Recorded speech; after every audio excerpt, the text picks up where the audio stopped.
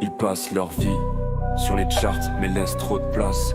Au hasard, ils dessinent des tasses et des bardes pendant que lui peaufine son art. 8 ans plongé dans les écrits d'Osoda. Maintenant, c'est lui le sensei, écoute sa voix. C'est Bichimoku Sensei, cryptologique, on apprend ensemble, on décode la traîne, les signaux s'assemblent. Si ton trade saigne, t'as pas écouté, reprends l'Ichimoku, viens progresser. Il parle, mais t'as capté. Chaque digression, c'est un trésor caché. Longue vue comme Luffy pour pister les why. La smart money pourra jamais se cacher du sensei. Ils pensaient masquer leurs traces dans la brume, mais le sensei il voit clair, les signaux s'allument. Pas d'émotion ici, seul compte la vision. La stratégie s'affûte au fil des sessions.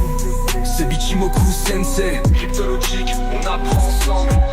On décode la traîne, les signaux s'assemblent. Si ton trade saigne, t'as pas écouté, reprends l'Ichimoku, viens progresser.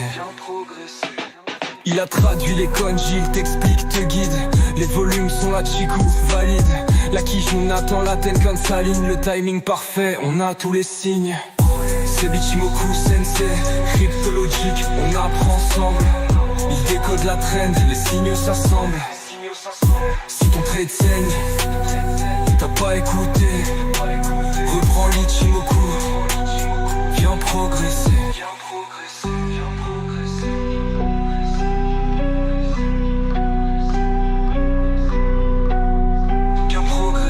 viens progresser.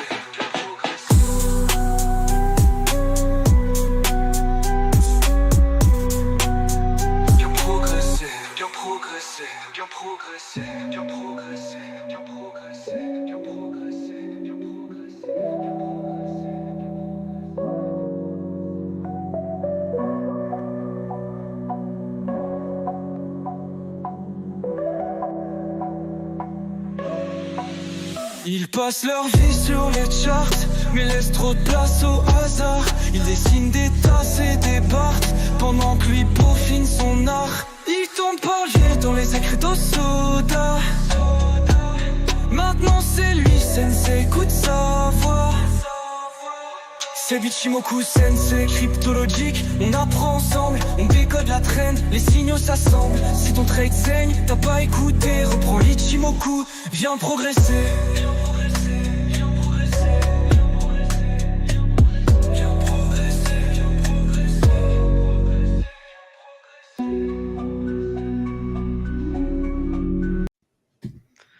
Bonjour à toutes et à tous, salut Seb. Salut tout le monde, salut Zach. Salut, content de vous retrouver pour ce mardi soir, cette fois-ci mardi, on retrouve nos bonnes vieilles habitudes.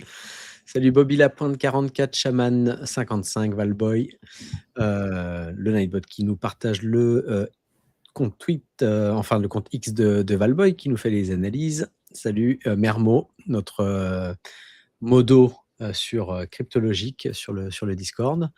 Et salut à tous. Donc on va regarder ensemble. Alors j'ai cherché un titre et c'est vrai que on entend souvent des gens parler de Santa Rally, tu vois le rallye de Noël, voilà où on va regarder. On avait parlé de date, hein, Seb, je crois au 16, 17 décembre. Il y a 24. On avait dit le 24. À partir du 16-17, ça risquait de se compliquer. Ensuite le 24 décembre et le 1er janvier. Alors, si je pouvais décrocher un peu des graphes, ce serait bien. Enfin, en ce moment, je n'arrive pas trop à regarder. On regardera peut-être ensemble le silver. Hein. C'est vrai que j'ai fait, mais ça pump de fou hein, sur le gold qui repasse de nouveau les 4500 points. Le silver qui fait son rattrapage, c'est souvent un départ après le gold. Tout à fait. Et il est rendu quand même à $71. Moi, j'avais des targets avec une cible qui était aux alentours des 72. On n'y est pas encore, mais on n'est pas loin.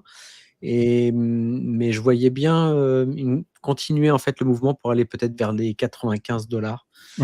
Donc, on pourra peut-être voir ensemble une petite analyse. Que tu me dises ce que tu en penses. J'avais publié ça sur TradingView.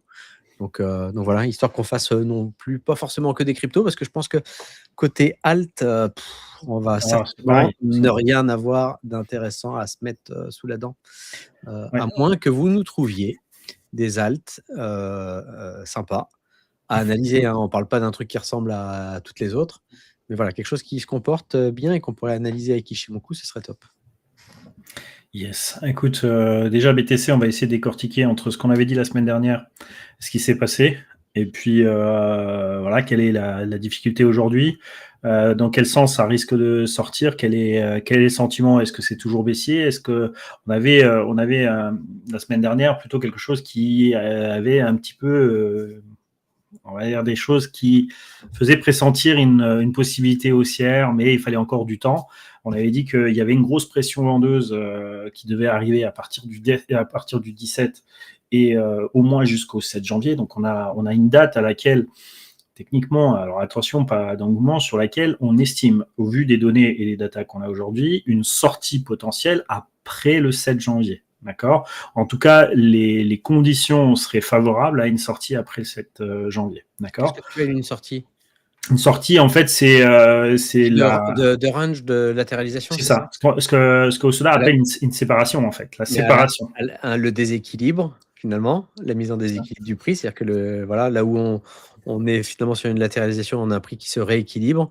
Et à un moment donné, voilà, le prix va se déséquilibrer, mais alors à la baisse ou à la hausse? C'est ça. Bah, le problème, c'est justement, il y a séparation. Au moment où tu estimes, ça y est, que les choses vont changer, d'accord. Donc, du range pour partir vers une dynamique, on appelle ça la séparation, d'accord. Et donc, l'idée derrière, c'est à quel moment aura lieu cette séparation. Évidemment, pas quand le marché est déjà décalé. Un but, c'est de le voir à l'intérieur du marché de latéralisation pour dire, OK, maintenant, la séparation devrait se faire et elle devrait aller côté directionnel haussier ou côté directionnel baissier. D'accord. Et ensuite, une fois qu'on a la confirmation de ça, alors on estimera jusqu'où le marché pourrait aller pour nous présenter le prochain équilibre, machin, et ainsi de suite. Et c'est une boucle sans fin de réflexion sur le mouvement. D'accord. Donc, dans la phase dans laquelle on se trouve, et on était dans la construction justement de cette latéralisation et on avait besoin de temps sur lequel on doit analyser ce qui va influencer les cycles à l'intérieur de votre latéralisation et ce qui va influencer les cycles à l'extérieur de votre latéralisation. D'accord ? C'est comme ça qu'on a estimé les dates. Pendant cette phase où on a estimé entre le 17 et le 7 janvier, il y a une distribution d'intention vendeuse, d'accord ? De par son passé, des cycles extérieurs à cette latéralisation. Par contre, est-ce que à l'intérieur de cette latéralisation, quelle va être l'influence à l'intérieur? C'est ça qu'il faut essayer de décortiquer.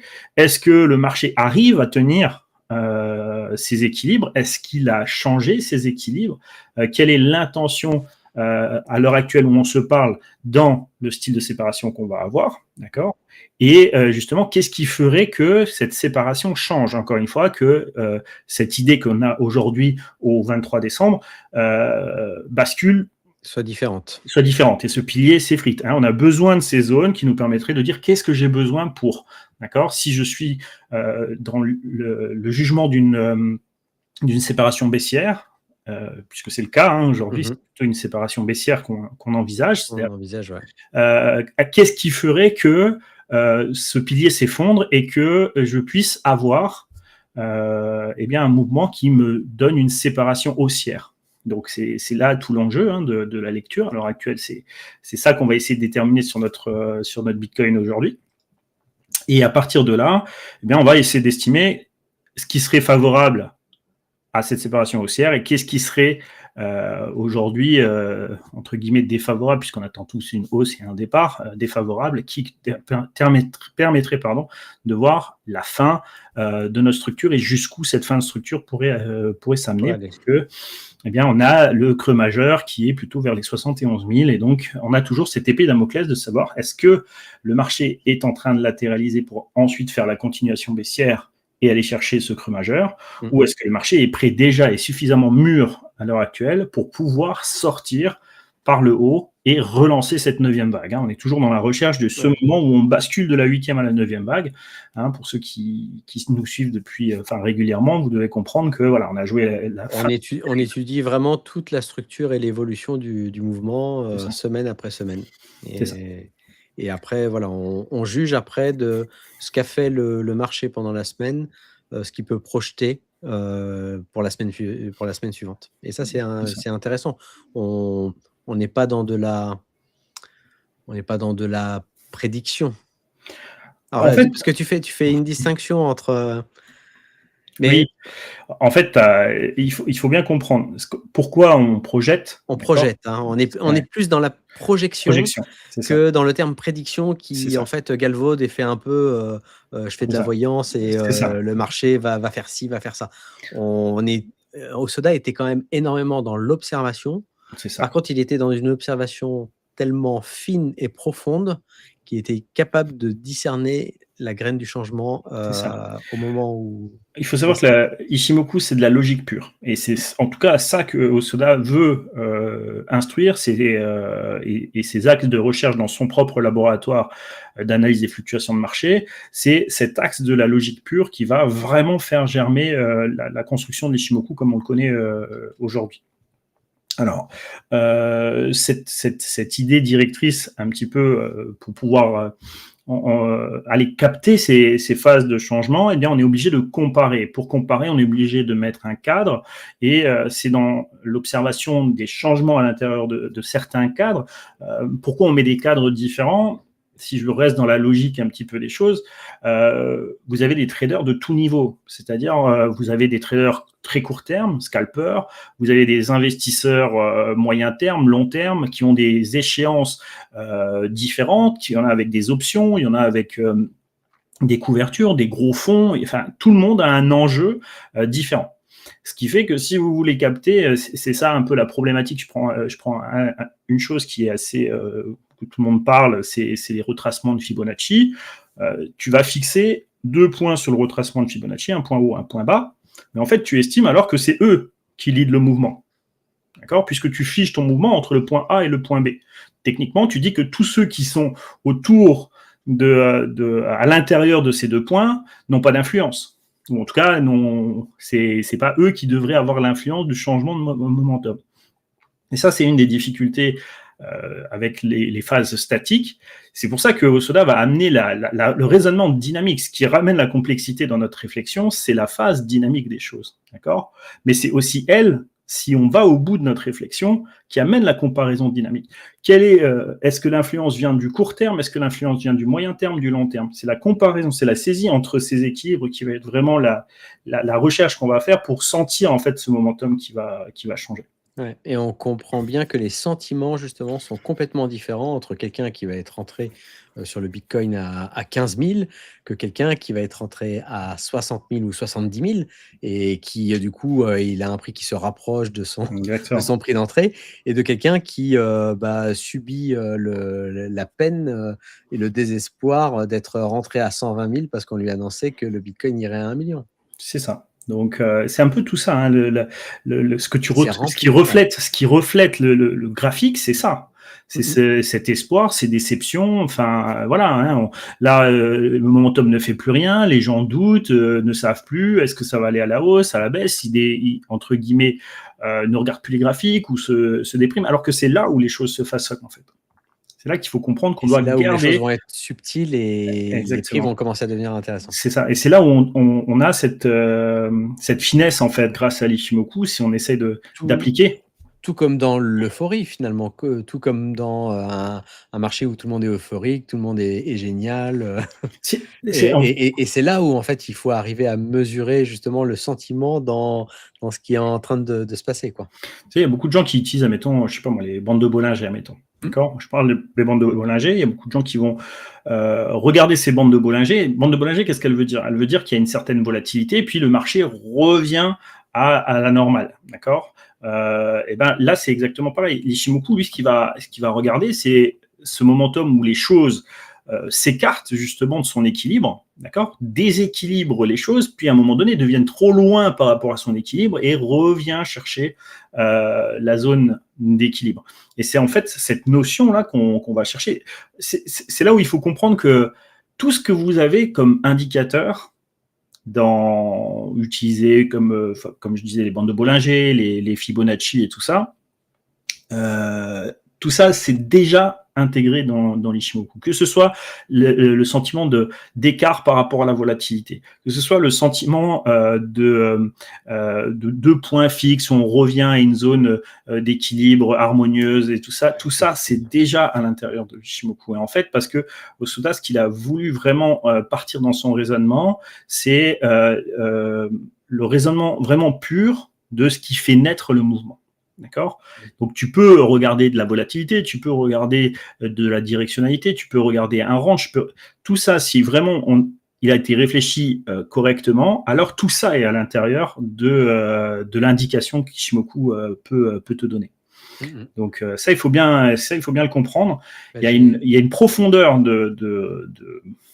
d'études dans l'Ishimoku qui fait que l'œuvre complète de Hosoda, et Hosoda le dit clairement, il l'écrit dans son tome 6, sur le fait de dire je sais qu'il faudra encore 50 ans après ma mort pour comprendre la profondeur de mon œuvre. Hosoda est mort en 82, il terminera son écriture en 81, il a commencé à écrire en 69, il a travaillé, façonné l'Ishimoku en 1935, c'est terminé, d'accord ? Il a toutes ces notions qui aujourd'hui sont encore véhiculées chez nous, c'est en 1935, hein, et il va le donner qu'à partir de 1969 aux gens, d'accord, on va dire aux particuliers, et à partir de 69, il ne s'arrête plus d'écrire jusqu'en 81 et il meurt en 82, d'accord ? Et tout ça en disant, quelques années avant sa mort, de dire « Je sais pertinemment qu'il faudra au moins encore 50 ans pour que les gens comprennent la profondeur de ce que j'ai, la profondeur de mon œuvre accomplie. » Ouais. Et aujourd'hui, donc Hosoda est mort en 82, donc on n'est pas encore à 50 ans, mais on y est très proche. Ouais. Et je pense que c'est le moment vraiment de pouvoir avoir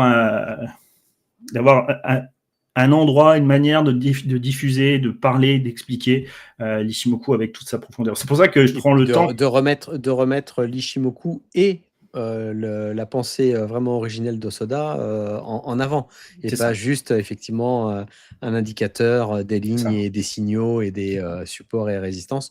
Tu nous as fait une démonstration d'ailleurs lors de la dernière masterclass, hein. On peut tracer des tas de lignes et vous trouverez toujours des supports et des résistances. L'idée, c'est d'arriver justement à projeter, d'arriver à réfléchir, d'arriver à sentir quand le changement naît. Et ça, c'est autre chose que de se dire, voilà, j'ai un support et j'achète sur un support.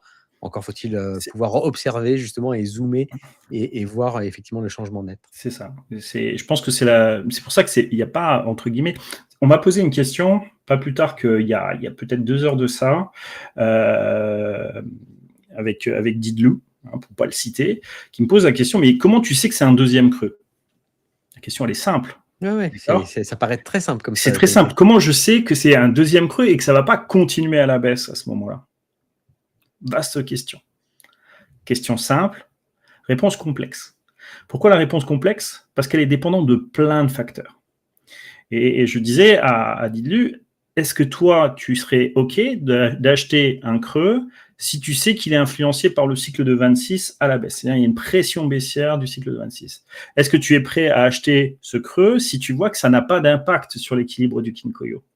Rien que ça, déjà, normalement, ça nourrit ta pensée en te disant, ah oui, c'est vrai que... Donc, je ne peux pas te donner un dogme de dire c'est toujours comme ça. Il est dépendant de la condition opératoire sur laquelle on est venu vers ce deuxième creux. Il est dépendant de ce qui bouge dans l'intérieur du cycle, comme il est dépendant de ce qui se bouge à l'extérieur du cycle. Et donc, son histoire, ce qu'il est en train de faire et de ce qui pourrait l'influencer. Mais la question que je lui ai reposée, puisque l'idée c'est ça, c'est de se poser la question de dire qu'est-ce qui ferait que je suis prêt, avec les connaissances que j'ai en Ishimoku, de dire que ce creux-là est, pour moi, intéressant à acheter. Parce que si tu tournes cette question différemment, alors tu vas chercher la réponse dans l'Ishimoku, et là tu sais dire, puisqu'on connaît les fonctionnements de l'Ishimoku, qu'est-ce qui ferait que ce creux-là m'intéresse ? Que le germe, en fait, ici, soit intéressant et que tu puisses finalement le suivre, le voir croître, voilà. Donc je lui ai dit, la réponse, c'est toi qui l'as. C'est pas moi qui l'ai, mais il y a tellement de complexité dans un creux pour dire que c'est le bon ou pas le bon, qu'il faut apprendre à lire, apprendre à décortiquer justement ces momentum, ces équilibres, pour pouvoir se dire oui, celui-là, il est bon. Et savoir dire non, celui-là n'est pas bon. D'accord ? Il n'y a pas de dogme en disant c'est toujours j'ai le plus bas et puis j'ai le deuxième. Ok, ça c'est la vision mécanique des choses et c'est une réalité. Bien. Après, c'est juste, humain, les gens aiment bien la mécanique. Mais encore une fois, c'est juste, je ne peux pas dire le contraire. Mais la vraie question, parce que je pense que derrière cette question, ce n'est pas la question de dire est-ce que comment tu sais que c'est un deuxième creux, puisqu'on dit l'intérêt c'est d'acheter dans le deuxième creux. L'intérêt, c'est est-ce que je sais dire que ce creux-là, maintenant, lui est favorable à ce que je l'achète. Et la vraie question. Et ça, comme je l'ai dit, c'est le décortiquage, la compréhension dans la globalité de l'Ishimoku. C'est cette lecture constante et ce flux de pensée que tu vas nourrir en fonction de l'Ishimoku qui va te permettre de répondre à cette question-là. Et de manière claire et limpide. C'est une fois, vous savez, on passe de la complexité de l'Ishimoku à la simplicité. En fait, on voudrait que ce soit simple. Les gens ont beaucoup simplifié l'Ishimoku. À tort ou à raison, peu importe. Mais de cette simplification, on a,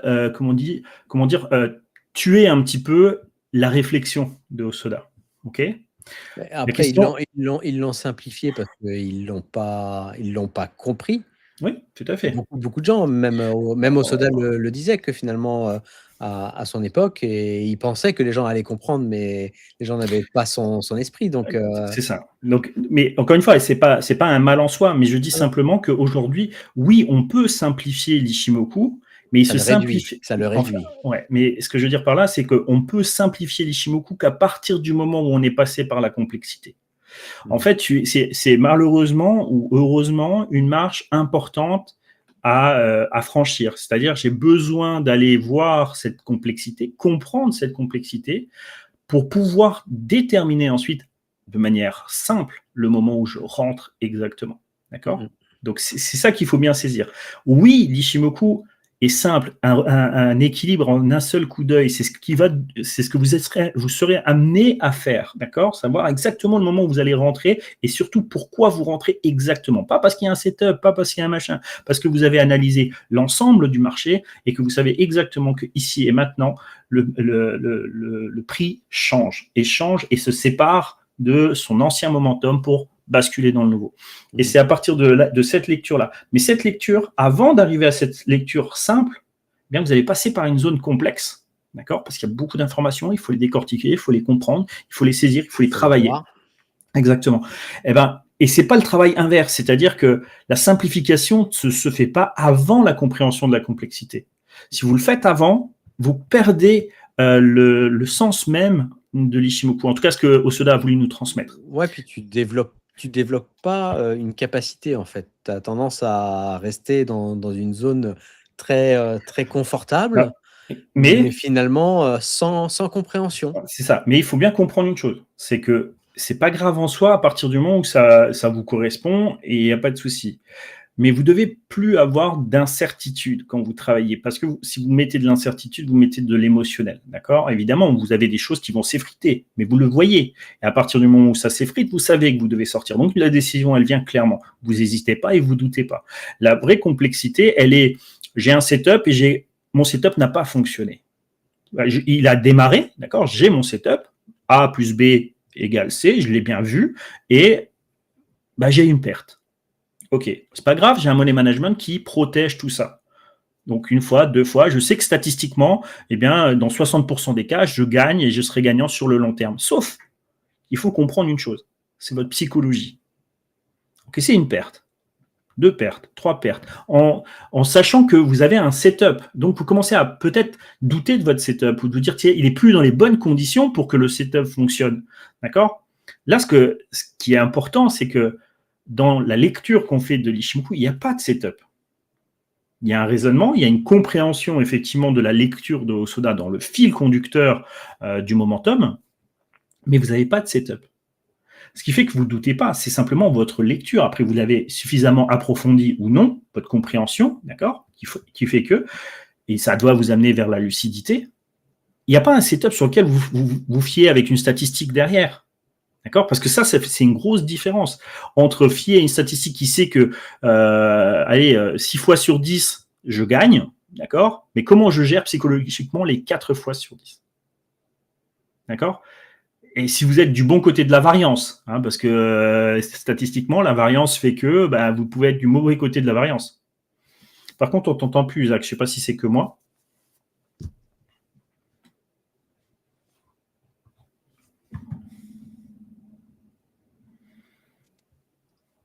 Tu m'entends? Oui. Ouais. Ah ben, plus maintenant. Là, c'est bon. Voilà. Ok, non, désolé. Oui, si tu commences par tes 3 pertes, voilà. C'est ça. Donc, la problématique, elle est là. Et c'est pour ça que je pense, et moi je suis toujours fervent de dire, il est préférable que vous ayez une compréhension du déroulé du momentum, d'accord, avec une lecture saine qui vous permet de manière logique, de prendre la décision. Et non pas parce que A a croisé B, qui a croisé C, et qui vous dit, ok, c'est parce que c'est croisé, alors je fais. Parce que ça, c'est pas suffisamment, en tout cas pour moi, en tout cas, c'est pas une démarche qui me permet d'être serein sur le marché. Donc, j'ai besoin d'un cadre pour être serein sur le marché, un développement, un mouvement et voir une force qui se déploie. Il n'y a que ça. Si la force se déploie pas, j'ai pas besoin d'être dedans, puisque si je suis le seul à croire que le mouvement va se déplacer, je vais pas gagner beaucoup d'argent. D'accord ? Donc voilà, c'est un peu l'idée. Bon, je sais pas pourquoi j'ai dérivé sur tout ça. Mais je pense que ça fait partie des choses où on sera certainement plus explicite d'ici quelques semaines. Donc on taffe dur avec Seb. On devrait faire la primeur de l'information aux membres logiques du club logique, de Cryptologique, et vous réserver ensuite quelque chose, je l'espère, tout début janvier sur Twitch. Donc voilà, suivez-nous, on va continuer là tous les mardis. Mais voilà, on va vous annoncer, je pense, du lourd. Et si vous aimez l'Ishimoku, ça devrait vous intéresser. Yes. Alors, en même temps maintenant, si tu veux, à moins que tu aies une autre question ou quoi que ce soit là-dessus, mais... Non, alors je pense que tu as Olive qui avait partagé dans le chat de Cryptologique une analyse, il met entre parenthèses foireuse, point d'interrogation. Non, je pense pas, il faut faire des analyses, et c'est très bien de faire des analyses. Il y aura jamais une analyse foireuse. Vous avez mis avec votre compréhension, d'accord, et ensuite, ça c'est le but de vos échanges, c'est qu'on vienne et qu'on corrige, ou alors qu'on ajuste, ou alors qu'on justifie effectivement la compréhension ou pas, d'accord. Donc non, elle n'est pas forcément foireuse, tu verras par toi-même s'il te manque des choses dans la compréhension. Et en tout cas, c'est surtout le ressenti que vous avez. Moi, je vous pousse toujours à savoir quel est le ressenti. Est-ce que vous vous sentez mieux avec l'analyse que vous avez fait? Est-ce que vous avez pu vous faire guider, enfin, ce que vous avez analysé la veille, est-ce que par rapport au plan que vous avez projeté, n'oubliez pas que votre cursus de pensée et votre synthèse, elle se fait déjà maintenant pour demain. C'est-à-dire que la synthèse, elle n'attend pas demain.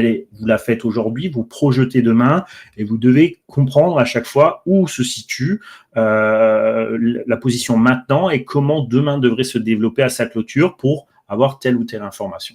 D'accord ? Surtout que vous avez fait aussi votre analyse, vous avez fait votre grand plan, donc vous savez normalement le plan plutôt moyen-long terme, et puis vous étudiez un petit peu plus en daily, et vous descendez peut-être 4 heures ou 40 minutes, c'est ce qu'on fait les mardis. Donc on va voir ça. Et d'ailleurs, j'ai une question sur le YouTube. Alors on ne donne pas de conseils d'investissement, mais est-ce que c'est trop tard pour investir? On va réexpliquer simplement le plan qu'on avait. On est, Seb, sur le Bitcoin dans une 8e vague, c'est-à-dire une vague de correction. Et justement, toute la grande question que l'on se pose, c'est est-ce que cette 8e vague se termine pour faire la 9e, donc une 9e haussière? Et la question après, c'est qu'on continuera de suivre cette 9e quand elle arrive à la hausse, pour voir si elle arrive à dépasser ses plus hauts, ou si au contraire, elle va être la construction d'une baisse plus long terme. C'est ça. Donc, dans l'idée directrice, vous devez déjà avoir votre plan qu'on suit depuis tout ce novembre, je crois, de janvier 2023. Nous, on avait pris le point de départ à janvier 2023 et on a étudié toutes ces structures. Alors, ces structures mensuelles, je vais juste remettre l'analyse mensuelle Ouais, rapidement. n'hésitez pas à poser vos questions. Moi, je les retranscris à Seb. J'ai noté aussi un Comet qui parlait de plumes, donc on pourra regarder Oui. éventuellement plumes. Et puis, il y a le XMR que j'ai noté. On a parlé du Silver. Donc voilà, on essaiera de ne pas terminer trop tard. Je pense que voilà, il y a les fêtes qui se profilent. Je suis déjà fatigué de ma fin d'année. Je vais essayer de me ménager, mais voilà, c'est pour aussi vous retrouver plus en forme après. Yes. Alors, rapidement pour dire où on se situe aujourd'hui. Donc, on a fait tout le travail de décortiquage mensuel au fur et à mesure des années, parce que ça fait 4 ans quand même qu'on participe ensemble à l'étude tous les mardis sur le BTC et qui nous a amené à construire toute cette structure et d'arriver sur une date qu'on a évoquée à partir de novembre. Faites attention, novembre, les zones de 122 000, 124 000 sont pour nous les zones qui devraient arrêter le momentum de hausse qu'on a eu depuis novembre 2022. D'accord ? Donc voilà un petit peu l'idée qu'on a décortiquée. Et aujourd'hui, on est dans cette vague ici qu'on appelle cette 7e vague. Je les ai mis en blanc. 1, 2, 3, 4, 5, 6, 7e vague. Et le mouvement peut se faire en 7, entre 5, 7, 9 vagues, généralement. Donc ici, on est déjà à la 7e vague et où on a une correction assez profonde et qui vient rééquilibrer tout le momentum pour relancer à la hausse. Les équilibres restent haussiers et le mensuel ne nous pose aucun problème sur la continuité haussière. D'accord ? Donc ça veut dire. C'est pour ça que quand il y en a qui parlent de target long terme et tout, ok, mais à quel horizon ? Exactement. On peut être d'accord avec eux, mais en 2030, 35, 40, le tout ce sera de le suivre. C'est ça. Nous, en 2024, on avait pour rejeter sur 125 000, 124 000. Probablement, on avait ces targets ici. Donc, toute notre structure, là, je vais juste la masquer pour voir. Et c'est cette structure, on a pris notre point A sur le mois de décembre, ici, 2022. Le point B sur avril 2024. Et on avait notre point C, je crois, autour du 1er août. Un tout petit décalage là. D'accord. Hop, je vais le remettre là, comme ça. Ok, d'accord. Et ça c'est parce que je l'ai retracé. Ok. Et on avait ces cibles pour nous. Et on avait budgété au maximum 131 000. Et en tout cas, le mois de décembre ici, on avait estimé novembre sur les petites unités de temps daily où ça risquait de nous poser problème. Et en tout cas, une correction pourrait se faire. Et la correction maintenant, c'est la zone qu'on s'attend. C'est une zone qui va de 80 399 à 61 388. C'est la zone d'équilibre qui nous dit que tant qu'on reste à l'intérieur de cette zone, pour moi, la continuité haussière, elle est évidente. D'accord ? Donc, pour l'instant, on ne fait que revenir vers sa zone d'équilibre. Alors, on y est revenu un petit peu sauvagement et un petit peu rapidement. Ça, c'est pas bien grave. D'accord ? Le tout, c'est de garder cet équilibre-là. Donc, on est à l'intérieur de cette 8e vague. Je le remonte. 8e vague. Et qu'est-ce qu'on veut ? N'oubliez pas qu'entre chaque vague opposée, il y a un creux ou un sommet. Et ce que nous, on veut, c'est capter le moment où le creux va se former. D'accord, pour entrer en position d'investisseur, pour pouvoir jouer la 9e vague. Ok ? Ensuite, on calculera la profondeur de notre 9e vague.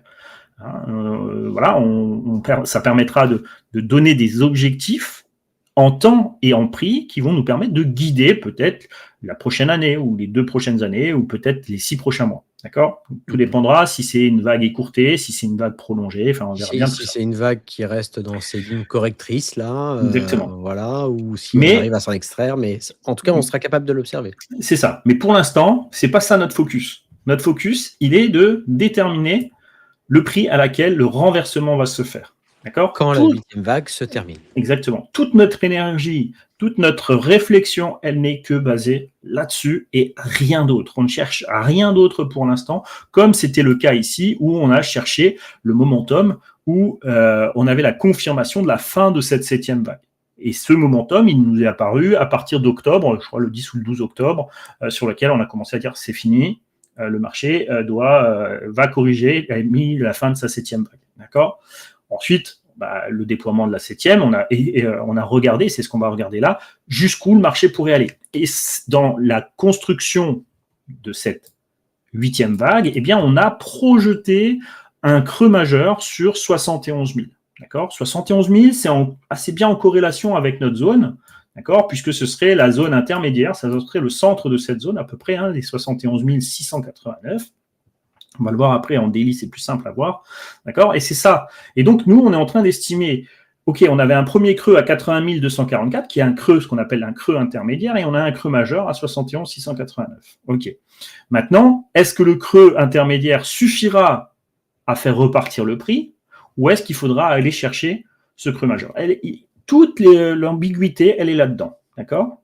Toute notre réflexion, elle est axée sur cette possibilité de faire un creux sur les 80 244, d'accord ? Un creux qui permet de réinvestir. C'est toujours le but, nous, puisque là, ces analyses-là, c'est pour les investisseurs, c'est pas pour les traders. Les traders, on réexpliquera après comment on trade, mais pour les investisseurs, savoir est-ce que, comme moi ici, eh bien, j'ai sorti 90% de ma position, de toutes mes positions crypto. Eh bien, il faut que je sache, c'est cool, je suis content parce que je suis sorti assez haut, mais il faut que je puisse réinvestir au bon moment, d'accord, pour avoir le moment le plus adéquat à partir du moment où j'ai la certitude que le marché, eh bien, va faire une séparation de ce creux par le haut. D'accord ? Donc, voilà un peu l'enjeu. Donc, on a déterminé ces phases d'équilibre, ces creux majeurs. Donc, on va le regarder en daily maintenant. Je peux répondre juste avant que tu passes en daily, en mensuel. Rock Rider, donc c'est Olive sur le Discord, Oui. et qui nous dit ce qui est flippant, c'est le 52 dans 2 mois. Alors, je ne suis pas d'accord avec lui, parce que finalement, les 52 périodes sont dominées par finalement cette grande vague de hausse là jusqu'à 126 000. Donc, le 52 ne va pas avoir d'influence sur la SSB. C'est ça. En fait, ton momentum ici, lui, il restera neutre. Ce momentum, effectivement, c'est un momentum de baisse, d'accord, ok, qui est dans le temps perçu de ce cycle, il est baissier et il ne changera pas, il n'influencera pas pendant toute cette période-là, d'accord. Donc, il faut comprendre que l'équilibre ici ne changera pas. Ce qui est important de savoir, c'est effectivement, si mon équilibre passé ne change pas, quelle va être l'influence de l'équilibre présent? C'est ça qui va être le plus important. Bien sûr qu'on peut se dire, est-ce qu'il y a une synchronicité avec ce momentum ici? Mais il n'a pas d'enjeu. Si maintenant ton prix était inférieur à ce mouvement, alors oui, il prendrait une influence différente. C'est-à-dire que si j'avais un mouvement, on va dire, qui s'était déplacé comme ça et que j'arrive sur mon 52 effectivement là, eh bien là, j'aurais un enjeu majeur. D'accord? Parce que ça ferait bouger les équilibres. Exactement. Donc, mais c'est une bonne observation. Effectivement, ça, c'est un temps perçu. Est-ce que ce temps perçu va vraiment jouer? C'est pas là que je regarderai, c'est plutôt effectivement le temps perçu ici, et notamment où on voit qu'il y a une mise en rotation de notre cycle de Tenkan-sen, donc le cycle de 9, qui lui se met en rotation. Et cette mise en rotation, elle nous dit qu'il y a un prix d'équilibre aux alentours de 100 000. D'accord? Et ce prix autour de 100 000 amène justement la possibilité d'une latéralisation avec un point bas aux alentours justement des 74 000. Et si on reste dans cette latéralisation, alors le momentum peut repartir faire cette 9e vague. Et ensuite, cette 9e vague, est-ce qu'elle permettra de casser le cycle ici, d'accord, le cycle de 9, pour basculer vers une dynamique, ou alors on n'arrivera pas? Et dans quel cas, si on n'arrive pas, donc ça veut dire que mon cycle de 9 restera en équilibre comme ça, d'accord, et j'aurai une vague tronquée qui restera dans un momentum comme ça, d'accord. Et là, ça annoncera une autre période qui peut être, entre guillemets, plus problématique si le mensuel se met à latéraliser. D'accord. Pour l'instant, vous êtes dans une dynamique. Comme on voit une dynamique, c'est assez simple puisque toutes les lignes de l'Ichimoku, d'accord, sont parallèles. Vous n'avez pas besoin de l'Ichimoku pour voir que vous faites des hauts de plus en plus hauts et des bas de plus en plus hauts. Vous avez besoin de l'Ichimoku pour comprendre les équilibres et les manières dans lesquelles ces équilibres ont évolué dans le temps. C'est ça que vous avez besoin pour l'Ichimoku, non pas de définir si je suis en tendance haussière ou en tendance baissière, parce que ça, vous n'avez rien besoin. Vous enlevez la totalité des indicateurs, vous regardez juste les sommets et les creux, et vous voyez que le mouvement est en dynamique. C'est pas l'enjeu de l'Ichimoku n'est pas là-dedans, d'accord? L'intérêt de l'Ichimoku, il n'est pas là-dedans, même si ça fait joli, même s'il y en a qui disent, bah oui, mais il faut que ça soit au-dessus du nuage, tout ça, c'est vrai, c'est une réalité, d'accord? Mais c'est pas là où on va aller chercher vraiment la quintessence de l'Ichimoku. Donc, Donc voilà, donc ici, ce qui va être important, c'est de voir effectivement cette mise en rotation de la ligne de 9, ce qui veut dire que vous avez une période ici qui est montée, et puis une deuxième période qui va à son opposé, d'accord, dans le sens opposé à quasiment de la même amplitude, d'accord, et sur le même temps, dans l'intérieur d'un cycle de 9 périodes. Okay, c'est ça qui fait une mise en rotation, ce qui veut dire qu'il y a une mise en équilibre des choses. Cette mise en équilibre, il faut savoir l'évaluer. D'accord ? Et c'est dans l'évaluation de cette mise en équilibre. Et donc, si je descends en weekly, cette mise en équilibre, eh bien, vous la voyez avec cette ligne de SSB, avec ce plat de Kijun-sen, et qui vous annonce en fait le creux un peu plus précisément sur ce niveau ici. Et si je venais tracer le creux sur ce niveau, enfin le creux, pardon, l'équilibre de ce prix ici, et là, vous voyez qu'il y a une rotation qui se fait. Vous voyez l'écart que vous avez dans cette zone qui est similaire à l'écart qui est dans cette zone. Okay, et on revient tester le bas de cette zone. Est-ce que l'enjeu, c'est pour faire ça? Et dans ce cas-là, on a le départ de notre 9e vague, et il faudra voir si on arrive à sortir de cette zone de turbulence pour engager le mouvement. Ça, ce sera plus tard, d'accord? Mais l'enjeu est de comprendre qu'est-ce qui est en train de se passer ici, ou alors je viens chercher à percuter le bas de la zone, d'accord? Et donc voilà, tout l'enjeu, il est de savoir si ici, eh bien, on aura suffisamment d'éléments pour repartir à la hausse. D'accord ? En tout cas, le mensuel ne nous dit pas plus que c'est catastrophique, il dit simplement qu'il y a un essoufflement de momentum mensuel, et cet essoufflement momentum mensuel a un prix de marché autour de 100 000. D'accord ? C'est le prix de marché de cet essoufflement. D'accord ? Est-ce que cela permettra de faire repartir le momentum à la hausse sur les parties basses du momentum, c'est-à-dire de cette latéralisation, vers les 71 000 ou les 80 000, vous voyez que vous êtes dans la partie basse de toute façon. Donc il faut juste que nous, on sache si eh bien, cette zone permettra à ce momentum de repartir à la hausse, construire cette 9e vague, et ensuite on devra juger du déplacement de cette 9e vague, de sa force, de son engouement, qui permettra de voir si eh bien, elle aura la force de sortir de cette latéralisation pour reprendre cet essoufflement et remettre un peu comme un coureur. Hein, vous venez de faire une grosse distance, vous prenez un petit peu votre souffle, c'est ce que fait le marché. Est-ce qu'après cette reprise de souffle, vous allez relancer une dynamique et vous êtes capable de continuer la course, ou alors eh bien, vous avez cassé vos pattes et vous ne pouvez pas reprendre la distance. D'accord ? C'est ça qu'on va essayer de jauger, de juger avec les éléments de l'Ishimoku qui vont nous permettre de faire de manière rationnelle en fait cette évaluation. Ok, donc là maintenant, vous comprenez qu'on va se concentrer en fait sur les 1, 2, 3, 4, 5, 6 dernières semaines en fait. Tout est englobé dans la semaine du 17 novembre. Donc, on savait que c'était le mois de novembre qui a vraiment été un beau mois baissier. Hein, on l'avait annoncé. Donc, pour nous, il n'y avait pas de surprise de ce côté-là. Mais les équilibres, pour l'instant, sont tenus dans cette semaine du 17 novembre. Tout le momentum s'arrête à l'intérieur de cette semaine du 17 novembre. Et donc, nous, eh bien, il va falloir commencer à comprendre comment ce marché est en train de se goupiller. Alors là, vous avez vu qu'il y a plein de traits que vous n'aviez pas vu tracer parce que je les ai tracés pour moi dans mon analyse. Je vais essayer de les enlever pour qu'on refasse l'analyse à la limite ensemble. Rapidement. Je vais garder quand même ceux qu'on avait gardés la semaine dernière. Donc tous ces tracés jaunes, là, je les avais enlevés. Bon, je vais les garder pour... voilà. En même temps, je vais vous expliquer. Là, tu as tes tracés de vagues. Voilà. Donc, en fait, qu'est-ce qu'on essaye de comprendre ? Donc, on a eu, et on est venu d'un momentum de baisse, d'accord, correctif. Ce momentum correctif, c'est celui qui nous a permis de nous dire, voilà, il y a deux possibilités. On a un creux à 80 000 qu'on avait vu avec la sous-structure, souvenez-vous, hein, c'est la sous-structure qu'on avait analysée ici, d'accord. C'est cette sous-structure qui nous annonçait la fin du creux intermédiaire, et puis ici, c'est notre creux majeur. Il n'y a pas beaucoup entre les deux, mais suffisamment pour nous dire, bon, il faut qu'on attende encore. Ok.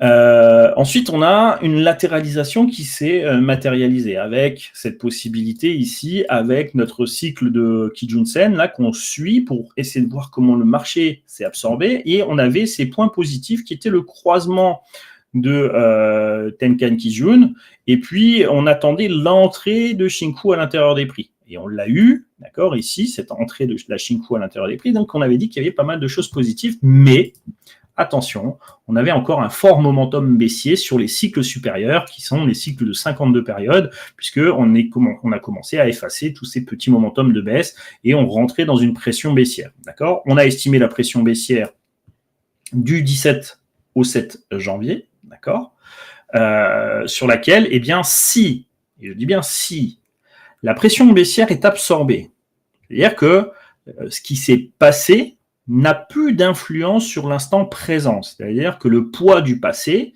le poids décisionnel, l'intention passée, ne se représente pas sur le momentum présent, eh bien alors on pourra estimer qu'à partir du 7 janvier, les conditions de la structure de latéralisation nous permettraient une sortie potentielle. D'accord ? Je dis bien sortie potentielle. Maintenant, il faut savoir dans quel sens la sortie devrait se véhiculer. Et c'est tout l'enjeu de l'étude qu'on doit faire à l'intérieur de ce momentum. Alors, pour pouvoir faire ça, bien on va observer un petit peu les momentums qui vont se retrouver dans nos cycles, que ce soit le cycle 9, le cycle de 26, le cycle de 17, qui est à l'intérieur de notre range. Ça, c'est le range, il a commencé pour nous à partir du 21 novembre. On a dit, la semaine du 17 novembre, c'est toute cette semaine baissière jusqu'au 21. On a fait notre point bas et le range reste à l'intérieur ici. Bon. Ok, donc les cycles qui sont à l'intérieur, c'est le cycle 26, 17 et 9 pour nous. Le cycle 52 sont en extérieur, puis le 151, le 309, tout ça sont encore à l'extérieur et qu'il faut estimer. Donc c'est pour ça que je vous disais, il faut voir la comparaison entre ce qui est à l'intérieur de votre latéralisation et ce qui va à l'extérieur de votre latéralisation. Bien. À partir de là, eh bien, ce qu'on va voir, c'est que si vous regardez les impulsions haussières, on a commencé à partir du 21 novembre avec 1, 2, 3, 4, 5, 6, 7, 8 bougies haussières. Enfin, 8 bougies, un momentum de 8 périodes, donc 8 jours, d'accord, où on a eu une hausse du momentum, corrigée par 1, 2, 3, 4 bougies baissières, puis après 1, 2, puis vous voyez, la prochaine haussière a fait 1, 2, 3, ok, et puis vous avez eu un momentum de baisse de 1, 2, 3, 4, 5, 6, 7, 8, 9. Donc si je rappelle, vous avez ici 8 bougies de momentum de hausse, puis 1, 2, 3 bougies de momentum de hausse, 1, 2, 3 bougies de momentum de hausse, d'accord ? Et je regarde maintenant les momentum de baisse, j'ai eu 1, 2, 3, 4 bougies de momentum de baisse, 1, 2, 3, 4, on va dire 3, 4, 5 bougies de momentum de baisse, et ici j'ai 1, 2, 3, 4, 5, 6, 7, 8, 9 bougies de momentum de baisse. C'est pas anodin là, cette baisse. Cette baisse ici, en termes de momentum, elle va avoir un impact sur notre cycle. Autant le 3 à 3 que vous avez ici, cette V que vous voyez à l'intérieur, a mis en rotation ce qu'on appelle un kosetsu chez nous, donc une rotation du cycle de Tenkan à prévoir, d'accord ? Et si vous le voyez ici, 3, 5, 3, d'accord, n'aura pas forcément d'influence sur le momentum. Ça, Oui, parce que ça fait 9 à la montée et 9 à la descente, en fait. Exactement. Donc, celui qui aurait pu avoir une influence haussière, c'était ce cycle-là, d'accord ? Et au moment où on a basculé sur ce cycle, eh bien, si vous regardez, c'est ce qui s'est passé ici. D'accord ? Et en fait, on a eu le momentum, mais le momentum, il a été tronqué. Et il a été tronqué dans le sens où il s'est arrêté sur le centre du marché. J'aimerais porter votre regard sur l'incapacité qu'ont les bougies à clôturer. Donc, en blanc, ici, je vous ai mis le centre du marché. D'accord ? À 88 900. Regardez, vous avez 1, 2, 3, 4, 5, 6, et aujourd'hui la 7e bougie qui n'arrive pas à dépasser cet équilibre. D'accord ? 7 bougies consécutives. Vous voyez qu'avant, il lui suffisait de 2 bougies pour passer. D'accord ? 2, 3 bougies, et ensuite on a essayé de rester à l'intérieur de cette hausse, et puis quand la pression vendeuse, donc cet équilibre qui a enclenché du 15 au 17, c'était les momentum qu'on avait estimés, eh bien, il y a bien eu cette pression vendeuse, et depuis cette pression vendeuse, eh bien, il y a cette incapacité à revenir dépasser ce centre. Ok ? Alors là, ça devient là où on commence à se dire, ok, bon, cette incapacité à passer le centre, eh bien, pourrait favoriser un momentum de séparation à la baisse. D'accord ? Donc, parce qu'on sent qu'il n'y a plus de momentum de hausse qui nous permettrait d'avoir un élan haussier sur le court terme, d'accord, qui permettrait de changer les choses. Donc ça commence à compliquer la donne. C'est pour ça que je vous disais dans les VIP, observez vraiment qu'est-ce qui ferait que notre momentum, qui est maintenant en souffrance, le momentum haussier est en souffrance, qu'est-ce qui ferait que les choses changent jour après jour? Qu'est-ce que vous devez regarder pour que les choses changent? Et si les choses ne changent pas, c'est-à-dire je veux chercher qu'est-ce qui va faire que les choses changent ici, qu'est-ce que j'ai besoin comme momentum jour après jour pour pouvoir évaluer les choses, eh bien, si je n'ai pas de ce changement, eh bien, ça voudrait dire qu'effectivement, on resterait dans notre sentiment premier, qui est une séparation baissière. Donc, à l'heure actuelle, on est plutôt vers l'idée d'une séparation baissière, sauf si et seulement si, d'accord, on ne me montre pas eh bien, de la vigueur sur l'instant court terme. C'est cette vigueur-là que j'ai besoin de voir. Si tant que je ne la vois pas, eh bien, c'est cette séparation baissière qu'il faudra plutôt priser. Alors, pour pouvoir faire... On a finalement malheureusement une SSA qui est la moyenne finalement là de notre Kinkoyo qui est toujours, on le voit projeté plutôt baissière. Donc ça joue pas trop quand même dans, on va dire, dans une possibilité à court terme d'avoir quelque chose qui pourrait faire la mémoire du passé et se répliquer à la hausse. Et puis finalement, s'il faut regarder quelque chose, ça va être notre cycle 9, le cycle le plus court. Et donc, ça va être d'ici quelques jours quand on va commencer à effacer les plus bas. Mais il faudrait qu'on arrive à tenir l'équilibre de la Tenkan, quoi. C'est ça. Il y a deux choses. Effectivement, ce que tu dis, c'est bon, on savait déjà au départ, quand on avait expliqué ces mouvements de croisement du Kinkoyo qui étaient positifs, on avait dit notre épaisseur de nuage est encore trop élevée. D'accord ? Ce qui veut dire qu'il nous faudra encore du momentum à absorber. Ou alors avoir une telle force dynamique qui pourrait changer les choses, mais on ne la voyait pas apparaître, on ne la voyait pas se voir, et donc, eh bien, il faudra du temps pour compenser ce momentum. Bien. Donc, ce temps-là, bien, on doit le mettre à profit pour réduire le Kumo, d'accord ? Sauf que vous voyez que quand le Kumo se met à baisser sous la pression du cycle supérieur, le cycle 52, d'accord ? Eh bien, sous la pression de ce cycle, eh bien, vous avez une accélération également à la baisse du cycle Ki à l'intérieur, d'accord ? Donc, c'était ce momentum d'accélération ici qui a fait que, eh bien, vous avez baissé. Et le fait de baisser tous les deux, eh bien, vous ne permettez pas justement ce croisement. Il faut qu'il y ait une convergence entre cette ligne et cette ligne, d'accord ? Ok ? Et pour avoir une réduction. Donc, ça veut dire qu'il fallait que ce momentum de poussée baissière externe au ralentissement eh bien, tienne le choc, reste peut-être au-dessus de l'équilibre de ce centre ici, sur lequel le marché a du mal. Ok, bon, ça c'est un constat, c'est une observation. Maintenant, j'ai besoin de guider mon regard sur le jour. On a les dates, on a dit, au 7 janvier, ça ne change pas. On sait qu'on est dans notre pression baissière. Ces deux dates-là, elles ne changent pas. D'accord ? Ok. Maintenant, ce que j'ai besoin, c'est d'affiner sur la compréhension de mon momentum. Qu'est-ce qu'il va devoir faire pour ne serait-ce qu'équilibrer les choses ? Je vous ai dit que vous avez une vague baissière ici. D'accord ? Cette vague baissière qui a duré 10 bougies. Eh bien, on va la comparer, et ça c'est ce qu'on appelle les temps Mokugi, un temps de comparaison entre la vague précédente et la vague en cours, qui va nous permettre, un temps Mokugi est toujours une comparaison d'une vague opposée, d'accord ? Donc, pourquoi on cherche à analyser ce temps Mokugi ? C'est pour voir cette possibilité de rééquilibrage des choses. Vous comprenez que si on arrive à rééquilibrer, c'est ce tracé en jaune théorique, ce tracé en jaune théorique, c'est l'opposé de cette vague-là. D'accord ? Même temps, c'est-à-dire vraiment de même force. Donc, je connais la force de déploiement de ma vague de baisse. Je vais la comparer à la force de déploiement de ma vague de hausse. D'accord ? Ah, c'est le temps Mokugi, c'est cette symétrie Mokugi qu'on va observer.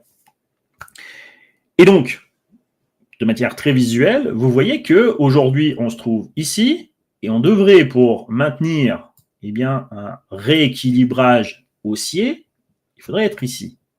Vous comprenez qu'ici, là, il y a un problème de momentum. D'accord ? Encore une fois, sous l'influence, alors c'était plutôt pas mal hier, Sauf qu'on a corrigé complètement pour venir encore une fois clôturer en dessous de cet équilibre. C'est ça qui me pose problème ces derniers jours. Et on n'a pas changé la directionnalité de l'équilibre de Tenkan. Donc non. Voilà, en fait, cette hausse n'a rien changé.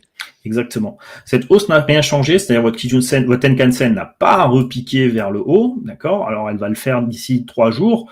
Oui, mais c'est pas la même chose. Mais c'est pas la même chose. Dynamiquement. Ouais. Exactement. D'accord? Donc il y a beaucoup d'éléments qui nous montrent une faiblesse dans le momentum présent pour équilibrer la phase haussière. D'accord? Ce qui confirme que cette pression baissière dans le cycle qu'on avait estimé, elle est bien présente, d'accord? Il la masque pour rester à l'équilibre. N'oubliez pas que le prix le plus échangé et le plus intéressant pour les market makers et pour tous ceux qui échangent, c'est le centre, d'accord? Puisque ça fait depuis le mois de novembre, d'accord, que le marché est à l'intérieur de ce range et les échanges se font. Et donc là où le prix le plus intéressant et le plus échangé, généralement, c'est le centre. Et le centre, il est important pour aller estimer la séparation. Et là, malheureusement, c'est que le centre vous empêche de progresser à l'heure où on se parle.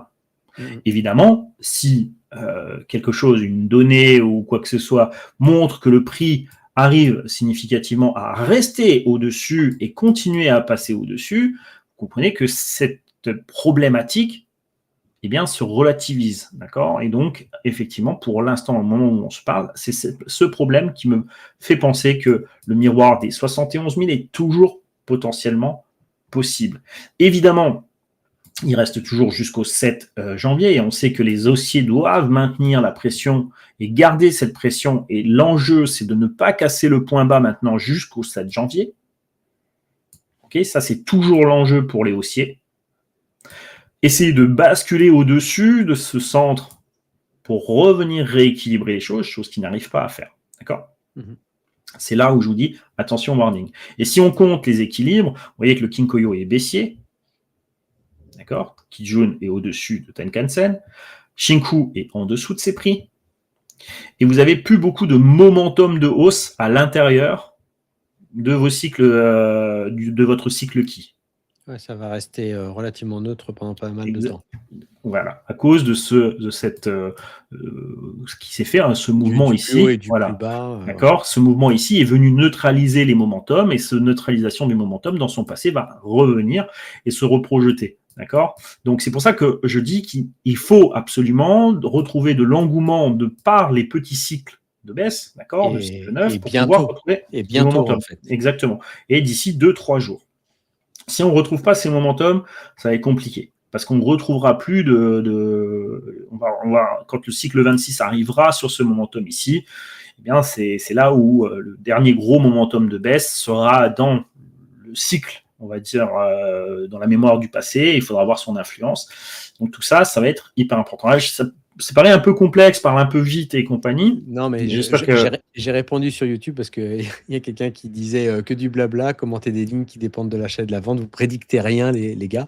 Bon, je lui ai répondu qu'on cherche juste à percevoir subtilement quand les équilibres changent, parce que finalement, ça nous indique que les choses ne seront plus baissières. Et c'est ce qui fait que d'ailleurs, tu es sorti, toi, à 122 ou 123K. Pour être à 90% en cash. Et donc maintenant, c'est de savoir quand on pourra rentrer à l'achat. Et donc, en fait, c'est maximiser son capital. C'est ça. Rien de plus. Donc, c'est pas du blabla. Par contre, c'est vrai que du coup, tu expliques énormément parce qu'en fait, pour que les gens comprennent la logique, donc il y a un côté quand même très, très pédagogique sur lequel on ne serait pas obligé de le faire. On pourrait vous dire, on regarde cette date-là. D'ailleurs, tu le faisais très souvent auparavant. Tu faisais, on fera attention à cette date-là, faut pas casser là, faut pas casser là, on peut projeter ci. C'est simplement que tu expliques aux gens des choses que toi, tu vois rapidement et beaucoup plus naturellement parce que tu as développé effectivement ce regard. C'est ça. Après, dans l'idée, je peux vous enlever toute la réflexion, effectivement, et simplement vous dire, je fais attention à cette date, le 7 janvier, il faut plus casser cette zone-là, et puis basta. Et puis, on fait un commentaire un peu tiercé sur laquelle on fait 52 alt ou crypto. Non, mais c'est pas intéressant. Et voilà. L'idée, elle est vraiment que bien ce soit un petit peu quand même que vous compreniez la manière dans laquelle on regarde le marché pour essayer de déterminer les fluctuations, ce qu'on appelle des fluctuations de marché, celles qui ont une certaine cohérence dans la construction de leur momentum. D'accord. Voilà. Après, encore une fois, c'est pas obligatoire c'est pas obligé que ça. On va dire c'est pas pour tout le monde et tout le monde n'est pas obligé de faire comme ça. Chacun trade avec des choses qui lui permettent d'avoir un avantage sur le marché. Voilà. L'idée, elle est. Vas-y, pardon. Vas-y. Non, par contre, ça permet vraiment, je dirais, ta manière de réfléchir et de l'expliquer aux gens, que les gens aient quelque chose quand même de beaucoup plus cadré dans les réflexions et dans l'observation, C'est ça. et pas juste avoir l'émotionnel du prix.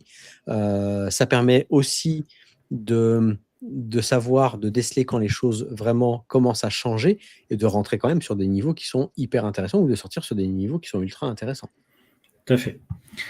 Donc, alors, je termine juste avec ça. Donc, pour moi, là, il manque du momentum de hausse. Il manque justement pour revenir à rééquilibrer le momentum. Encore une fois, hein, on a toute cette phase-là qui nous manque. On pouvait avoir un bon espoir sur hier et puis, en fait, la clôture, malheureusement, est revenue basculer en dessous.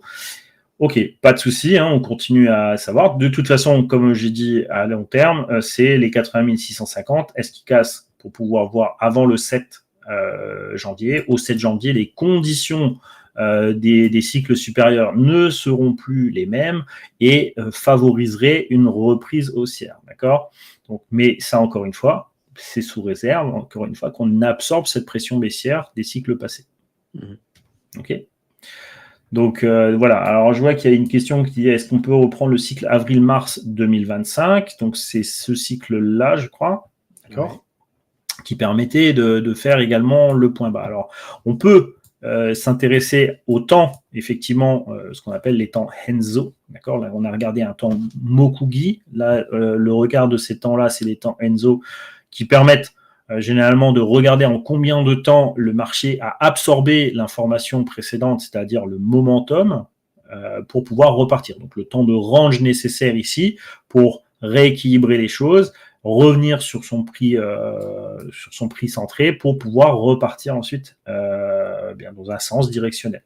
Et ici d'ailleurs, ce qui est déjà plus intéressant quand vous regardez ce momentum, votre centre il est là, d'accord, de votre range, il est à peu près dans cette zone-là, c'est ce pic ici.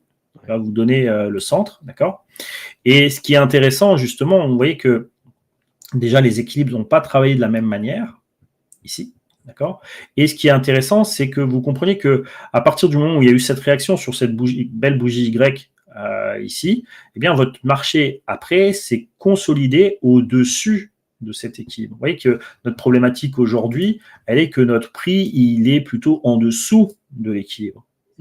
On a besoin du basculement, de revenir chercher ces équilibres-là. D'accord ? Et on voit bien que cette phase de latéralisation, finalement, a permis à... bien sûr qu'on a eu la Tenkan qui est montée très légèrement dynamiquement à ce moment-là, mais assez faiblement. Et c'est le temps qu'on a passé qui a fait monter passivement la Tenkan. Et ensuite, le mouvement est parti et a emmené à la fois la Tenkan et la Tenkan. Et c'est un mouvement qui a amené 53 barres de mouvement, ouais, d'accord, donc 54 jours de latéralisation. Okay, parce qu'il avait besoin d'effacer ce momentum et on sait que le cycle de 52 qui a influencé, à partir du moment où il est revenu sur les niveaux de Saki Junsen, on sait que c'est des momentum qui sont hyper importants pour la continuité du mouvement et on voit que le prix, bien à partir du moment où il a hésité, ici n'a plus fait de plus bas, il a continué à travailler pendant un certain laps de temps.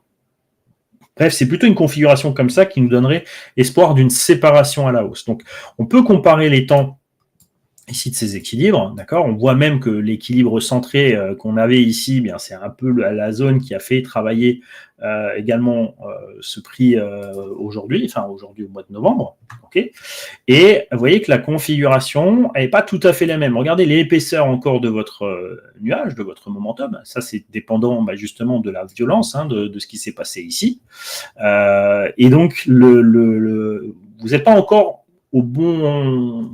dans la bonne maturité de votre nuage pour pouvoir vous dire que c'est bientôt le départ. Donc, ça veut dire qu'il y a une possibilité d'avoir encore du timing de latéralisation. Si on prend le moment où on est rentré à l'intérieur de notre range, donc là où j'ai mon prix centré, donc ici, eh bien, on est à l'heure actuelle à 34 barres. Et si vous regardez le 7 janvier, vous arriverez à 49, d'accord ? Donc, voyez qu'on serait dans la maturité un petit peu similaire au temps Enzo qu'on a eu besoin au mois d'avril, mars-avril. Okay, donc, vous le notez, vous le prenez en considération en disant que c'est une maturité que le marché sait absorber. Il a eu besoin de ce temps-là pour absorber ou échanger les mains, d'accord, pour pouvoir rebasculer le momentum à la hausse.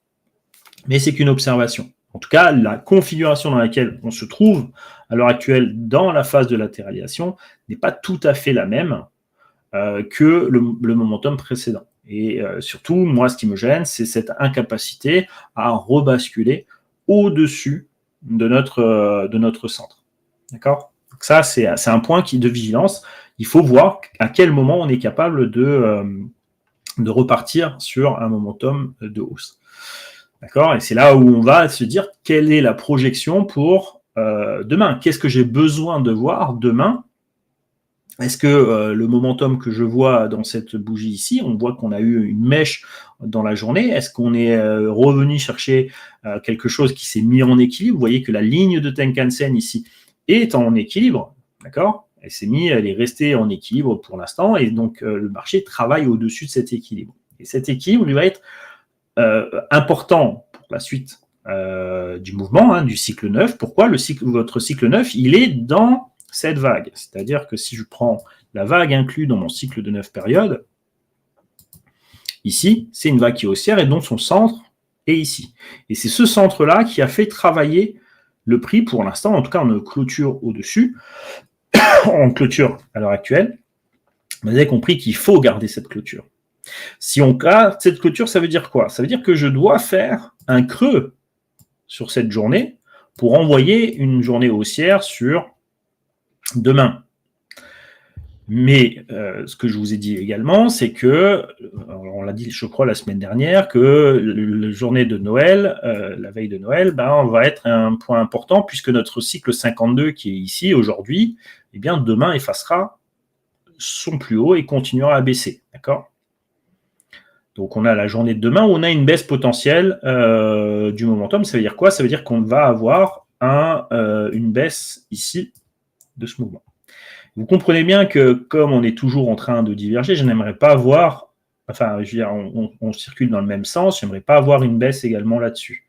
Pour ne pas avoir de baisse là-dessus, comme le 26 est en équilibre, la Kijun-sen est en équilibre et Tenkan-sen est en équilibre, eh bien, il faut automatiquement, pour pouvoir déplacer ça, il va falloir casser le bas ici.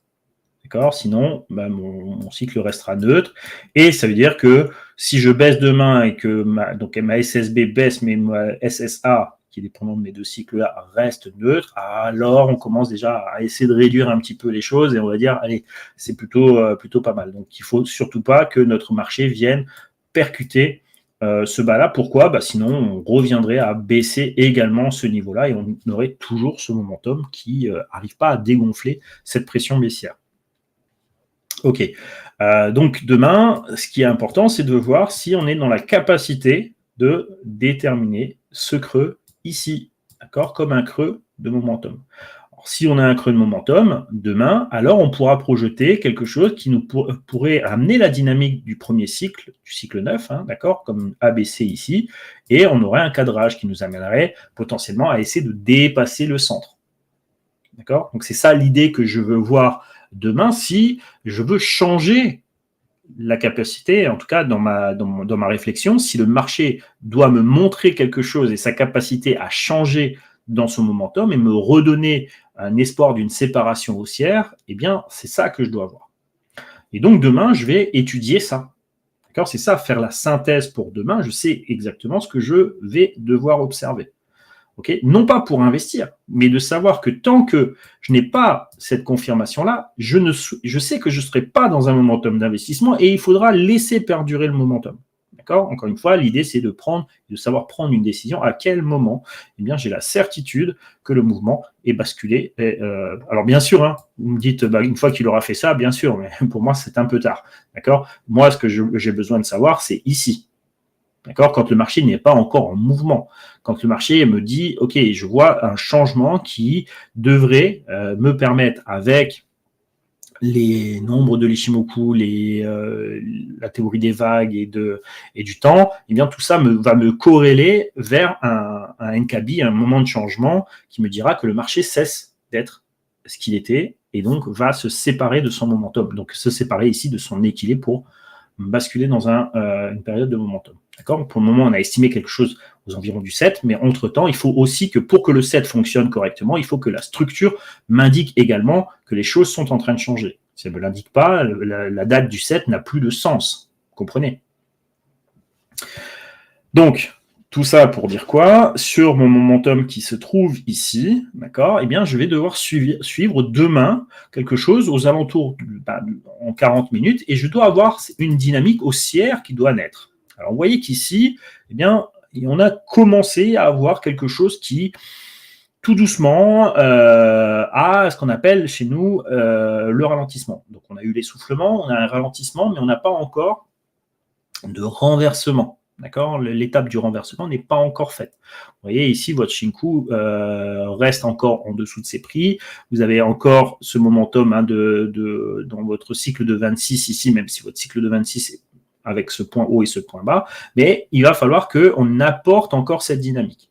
Pour pouvoir apporter cette dynamique, vous avez vu encore l'épaisseur de votre nuage en 40 minutes, d'accord ? Il va falloir regarder l'influence de ce cycle-là et voir comment il va influencer à la baisse. Est-ce qu'on reprend la baisse et on déséquilibre de nouveau le moment ? Et donc, ça voudrait dire que ce ne sera pas le creux sur ces niveaux et qu'on risquerait de continuer.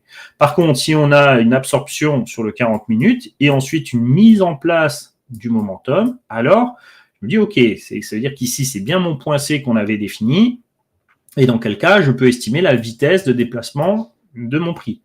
Et à partir du moment où ici, cette vitesse de déplacement, en basculant au-dessus du point centré, vous comprenez que ma vision changera puisque les piliers qui tenaient la baisse, en tout cas la séparation baissière, vont s'effriter, s'effondrer un à un et ça me donnera un changement de réflexion. D'accord, qu'il faudra continuer à évaluer et ainsi de suite, d'accord. Mais j'ai besoin d'avoir au moins voir ça pour que le 7 janvier soit dans un momentum qui m'intéresse à la hausse. Vous comprenez ? Il n'y a pas que la date qui est importante, il y a aussi la construction jusqu'à cette date qui est l'essence même de la lecture d'Ishimoku. Alors oui, ça fait beaucoup de blabla, j'entends bien, mais encore une fois, si vous ne nourrissez pas votre réflexion, vous êtes surpris sur le marché. Alors, il y a des gens qui vont se dire, moi, j'ai juste besoin de 2 traits et puis ou de 3 traits et puis je fais support résistant, je mets des Fibonacci, je mets des machins. Chacun traite sa croyance. Moi, je n'ai pas aucun souci avec ça. D'accord ? Moi, je vous explique simplement la manière dans laquelle je réfléchis le marché et c'est cette manière de réfléchir le marché qui me permet de ne pas avoir de stress émotionnel ou quoi que ce soit sur le marché parce que vous avez vu que je peux déjà me dire qu'est-ce que je dois voir demain. Je peux déjà également me poser la question du côté baissier, puisque j'ai regardé côté haussier, là, le ralentissement que je vois ici, mais je peux regarder aussi l'équilibre que le marché doit casser pour avoir encore un peu plus de finesse. Donc, j'ai ma structure ici, là, ici, voilà. Je vois les targets que le marché a fait en continuation baissière, d'accord. Donc là, c'est un peu moins, c'est dommage. On aurait préféré qu'il soit à l'intérieur, mais je veux dire, sur cette target NT, je vais juste mettre le point D. Je vais le chercher comme ça.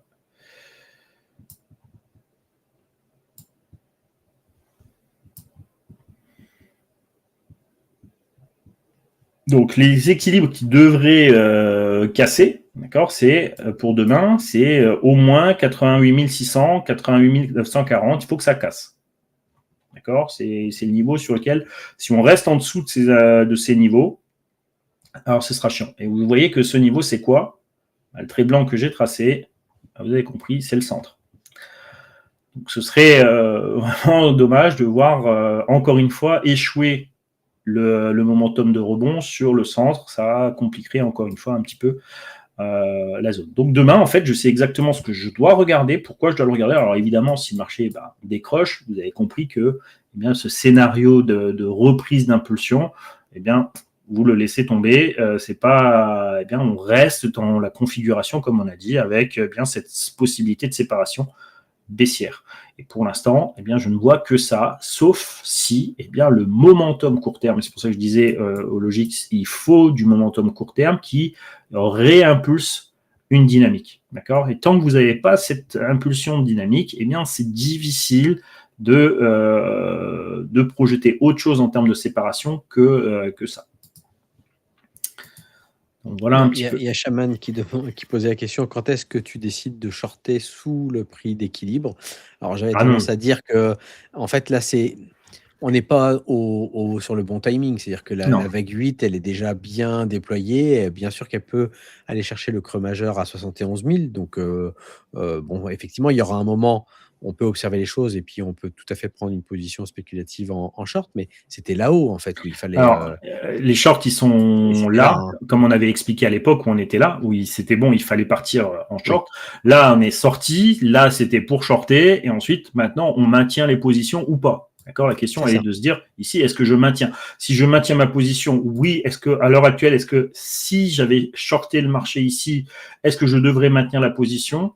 À l'analyse que je viens de faire, moi, je maintiens la position. Ouais, okay ?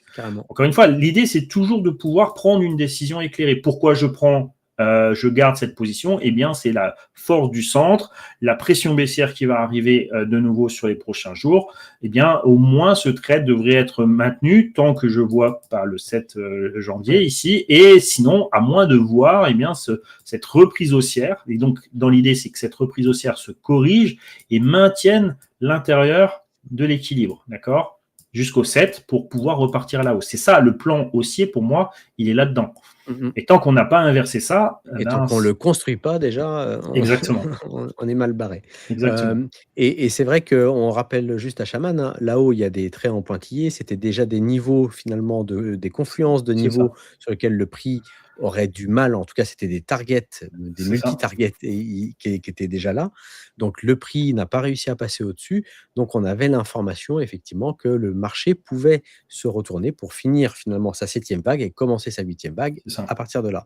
Confirmation sur l'entrée en short avec, finalement, on passe sous les équilibres de Kijun-sen et on revient tester avant de partir à la baisse. Donc, il faut savoir justement rentrer au bon moment et il faut savoir lire les lignes pour rentrer au bon moment. C'est ça. Nous, on avait cette information, là, on l'a même expliqué, hein, le 7 à 8 octobre, ici, c'est là où on a dit c'est mort, en fait, c'est fini. Le sommet, il est fait, on est sur nos zones de target, on sort. Et moi, c'est là où je sors mon truc, c'est ici, d'accord ?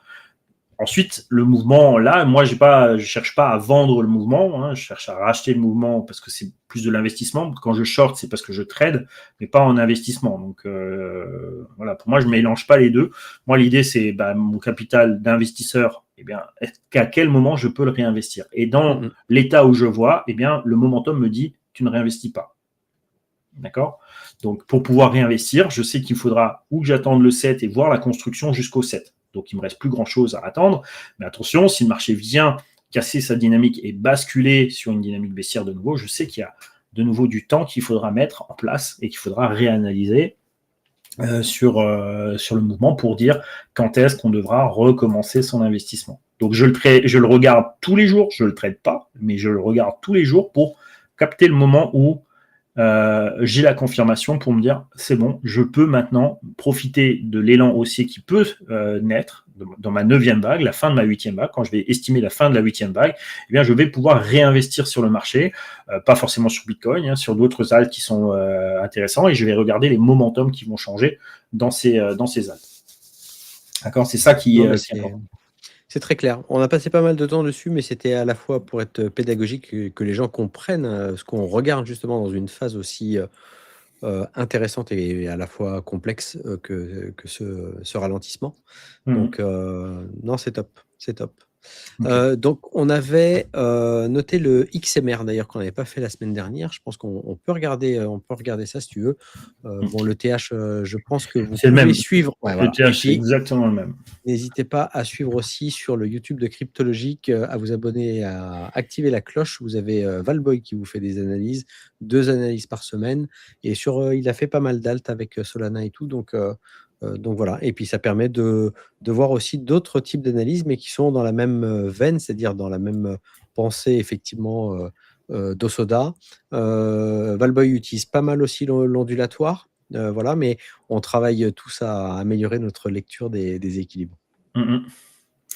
Donc, on va s'appuyer sur cette vague de baisse ici pour pouvoir faire notre symétrie.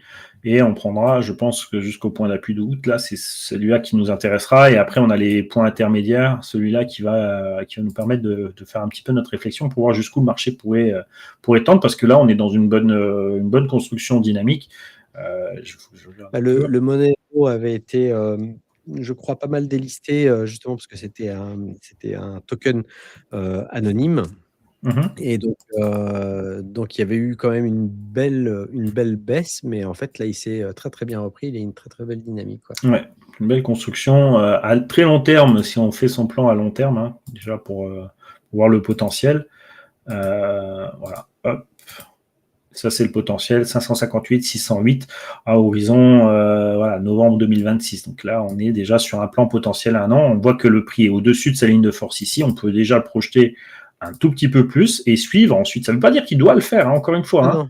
Il faut comprendre que voilà, on essaye d'estimer, et bien une fois que la dynamique est lancée, et on voit bien qu'on a une dynamique, une fois que la dynamique est lancée, et bien de capter à quel moment le marché va, les premières zones de résistance devraient être sur les 558, 608, et on verra un petit peu comment ça va se goupiller.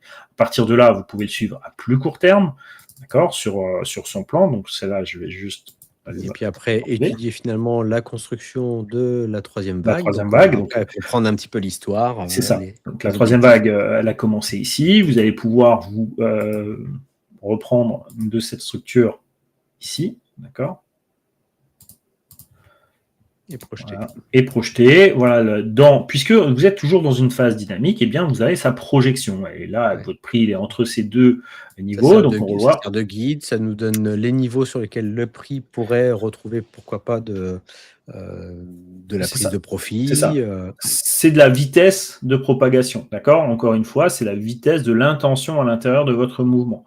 Quand je rapproche ici, ça c'est on va dire, c'était les possibilités de cible par rapport à un mouvement plus court terme, qui revient avec une N à 522. On a du mal à se déployer, attention après le temps T2. Donc là, on commence déjà à comprendre que oui, il y a des placements, mais c'est déjà un tout petit peu plus fragile, d'accord ? Donc voilà. Donc ça, c'est un peu l'idée directrice.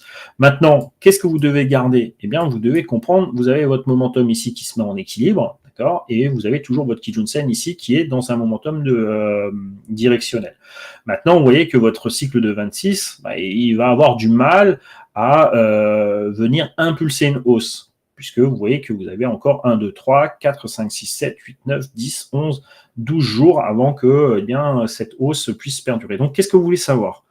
La question, elle est de se dire, OK, est-ce que mon marché baissier, jusqu'où il peut aller ? Est-ce qu'il peut aller chercher cette Kijun-sen ? Et quand j'arriverai là, est-ce qu'il va se renverser ? Puisque j'ai besoin de savoir si je veux réinvestir dans le momentum, est-ce que c'est le bon prix pour réinvestir ? Un bon prix, ça veut dire qu'il va faire un creux à un moment donné de votre zone. Donc, c'est là où vous devez avoir votre réflexion. Comment je peux guider la suite de ce mouvement ici ? Donc, dans l'observation de mon 40 minutes éventuellement ou de mon 4 heures, suivant mon mouvement et mon momentum. Donc ici, vous avez le ralentissement, vous avez le changement de directionnalité, et puis vous avez votre mouvement baissier. D'accord ? Eh bien, pour avoir une continuité baissière ici, il faudrait que votre mouvement fasse ça. Voilà, vous remettez votre équilibre. Voilà. Eh bien, vous avez la zone de rebond. Okay. L'idée, encore une fois, c'est de savoir est-ce que le Monero est capable de continuer sa baisse, pour pouvoir le choper. Parce que est-ce que c'est maintenant qu'on l'achète ? Est-ce que c'est pas maintenant qu'on l'achète ? Ici, pour l'instant, eh bien, le ralentissement qu'on est en train de mettre en place, il est très jeune et il est toujours à l'intérieur du prix d'équilibre de la quatrième vague. N'oubliez pas, donc j'ai fait ma vague 1, ma vague 2, ma vague 3, je suis à l'intérieur de ma vague 4 et je peux envoyer une vague 5 baissière, d'accord ? Tant que je reste ici, donc il faudrait déjà casser 463,18 pour commencer à se dire « Ok, je suis libéré de cette pression vendeuse » ou alors, évidemment, le temps. On ne va pas faire toute l'analyse parce que ça serait un peu compliqué avec les temps et compagnie, mais simplement de vous dire, regardez les équilibres, regardez à quel prix le marché peut remonter, d'accord ? Regardez votre cycle dans votre momentum. Et si jamais, on va dire que le marché ne dépasse pas cette zone, imaginons qu'il a fait son point bas, son point haut ici, eh bien, vous allez ensuite projeter qu'est-ce qu'il est capable encore de m'annoncer comme point bas. Hop, et je vais reprendre, admettons, ce point ici. Je prends la simplification là, et je prends, admettons, le point haut. C'est sous condition qu'il continue. Et là, vous avez votre prochain objectif. Et c'est sur ces niveaux-là qu'on cherchera à trouver un momentum de hausse. D'accord ? Donc ici, à court terme, vous pouvez la travailler, encore une fois, mais c'est à court terme. C'est-à-dire que vous pouvez travailler la hausse si vous tradez, en vous disant je suis sur une zone qui m'intéresse, ici, eh bien le momentum de trade, là où vous auriez pris potentiellement le trade, ici, bah, c'est un trade très court terme, malheureusement, hein, ça se regarderait en 1 minute ici, et votre zone, elle est là. D'accord ? Votre zone d'intérêt où vous allez commencer à aller travailler, alors je ne conseille pas, c'est vraiment pas dégueulasse, c'est pas très beau comme bougie, mais c'est pour comprendre le contexte. Vous pouvez trader des configurations de zones, d'accord, dans des endroits bien précis, jusqu'à des distances bien précises. Mais ça, c'est du trading, c'est pas de l'investissement. Ce que je parle les mardis, c'est pour les investisseurs. D'accord ? Donc vous avez toujours des opportunités de travail, mais pour les investisseurs, eh bien, c'est de savoir est-ce que je suis sur le fond, le sol du seuil d'investissement potentiel. D'accord ? C'est ça qu'il faut comprendre. Est-ce que je suis bien sur le bon momentum ? Donc pour l'instant, on est toujours dans cette dynamique baissière. Tant qu'on reste en dessous de 453, 463, eh ben, ça restera baissier. Maintenant, l'autre possibilité, eh bien, vous avez compris, c'est une latéralisation qui se met, qui absorbe ce momentum et qui va relancer le momentum sur ce niveau. Okay ? Donc si là, vous libérez suffisamment de temps, et notamment ce temps identique orange, eh bien vous savez que vous n'avez plus besoin d'avoir peur de cette zone, mais c'est la latéralisation qui vous amènera le point pour re-rentrer dans votre momentum avant la prochaine hausse. Mais bon, tout ça, ce serait un peu long de le faire ensemble là, mais vous comprenez un peu l'idée. Ouais. Non, c'est propre.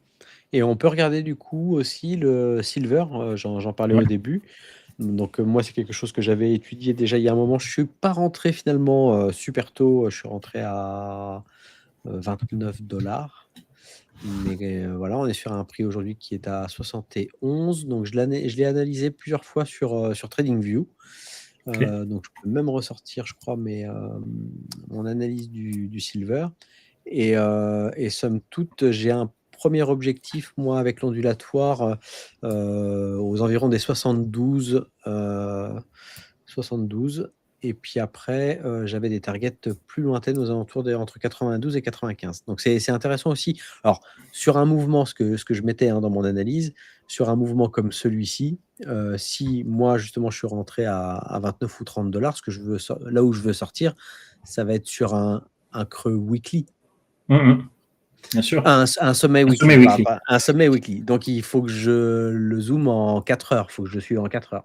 C'est ça. Pour l'instant, il faut déjà qu'on projette la zone qui nous intéresserait. Donc, d'accord. Donc, la reprise après. Donc là, on a la longue phase de range sur laquelle vous avez une rupture. C'est assez net, en fait. Vous voyez que ce sera toujours de la même manière. Le marché vous indiquera toujours de la même manière. Les points de support ici sont vraiment très, très bien marqués. Et on va prendre, en fait, le point le plus bas jusqu'à cette structure ici. Je réponds juste à Comet, il me demande où ça s'achète. J'ai acheté en physique, c'est stocké en coffre. J'ai utilisé moi personnellement Bullion Vault. Donc après, voilà, il y en a des différents. Donc vous avez des frais de garde, mais par contre, le jour où vous voulez vendre, voilà, il y a la date d'achat, la date de vente. Donc pour les impôts, c'est bien calculé. Ben oui. Et ouais, donc là. Pour l'instant, j'ai pas envie de. Pour l'instant, j'ai pas envie de vendre. La projection, elle est belle. Putain. Non, au contraire, il va falloir qu'on. Il va falloir le suivre. Par contre, il faut le suivre en plus court parce que là, du coup, on est vraiment au-dessus des extensions. Ouais. Donc, en fait, alors, voilà, on va expliquer qu'ici, généralement, on va chercher jusqu'une 4E dans le maxi du marché, généralement. Mais là, on voit que le marché est déjà plus rapide que cette vitesse 4E, ce qui amène une certaine irrationalité. Donc, vous pouvez. En fait, ça veut dire que vous avez eu un momentum dans votre vague qui est beaucoup trop lent par rapport à la dynamique qui est ici, la troisième. D'accord ? Donc, vous ne pouvez plus, de manière logique, encore une fois, dire quelle est l'influence par rapport à cette vague-là, parce que c'est plus elle qui domine l'intention. L'intention, elle est vraiment partie de quelque chose de différent à partir de là, d'accord, ou voire même à partir de là, mais on est déjà trop accéléré pour le faire. Donc, vous avez déjà ici votre réflexion qui doit se dire, OK, je vais plutôt étudier ma troisième vague pour comprendre l'intensité, parce que je vais rester dans la même intensité, d'accord? Eh bien, je vais regarder sa sous-structure de troisième vague. Et donc, c'est celle-là qui va nous intéresser, d'accord? Parce que vous êtes au-delà de la 4E et vous amène une certaine irrationalité du marché. Alors, on voit bien que ce n'est pas l'irrationalité, c'est simplement qu'effectivement, le marché est beaucoup plus dynamique que ce qu'il n'était au démarrage du point de départ, parce qu'il était à l'intérieur d'un long range. Donc, il faut étudier plutôt cette structure ici pour pouvoir voir et mettre son extension. D'accord ? Après, Voilà. j'avais fait aussi, parce que Donc, là, tu as pris le XHG USD. Moi, j'avais pris effectivement le CFD pour avoir tout l'historique du silver. Donc, j'avais même fait un plan très, très long terme donc, pour essayer de trouver des zones de confluence. Donc, voilà. On a cassé quand même là un ATH qui était à je crois, aux alentours des 49 $, 50 $, qui était un ATH qui datait de 79. Ouais. Donc ici, la dynamique qu'il y a sur le gold, si on projette, bien sûr, il faudra voir, sur le silver, pardon, on est plutôt entre 130, 124, tu vois, 124, 130 dans ces zones-là. Donc, c'est plutôt pas maintenant qu'il faut vendre. En tout cas, tant que la dynamique, elle est bien constante. Et je dirais que même en daily, tu vois, on est vachement loin de ta Tenkan, donc même un ralentissement en 4 heures, c'est pas lui qui me ferait peur. Après, même un repli jusqu'à 58, alors effectivement, je sors pour rentrer, à la limite, c'est une possibilité. Dans quel cas, je garderai cette dynamique au clair, d'accord ? Donc tant que ta dynamique de Kijun-sen, tu vois, vraiment le ralentissement, il faut vraiment qu'il absorbe ton Kumo. On voit que même un ralentissement ici n'a pas suffi pour faire travailler à l'opposé, puisqu'on avait notre latéralisation avant le départ de ta troisième vague. Et maintenant qu'elle est rentrée dans sa dynamique, en fait, on voit que lui, pour l'instant, il n'y a vraiment aucun souci.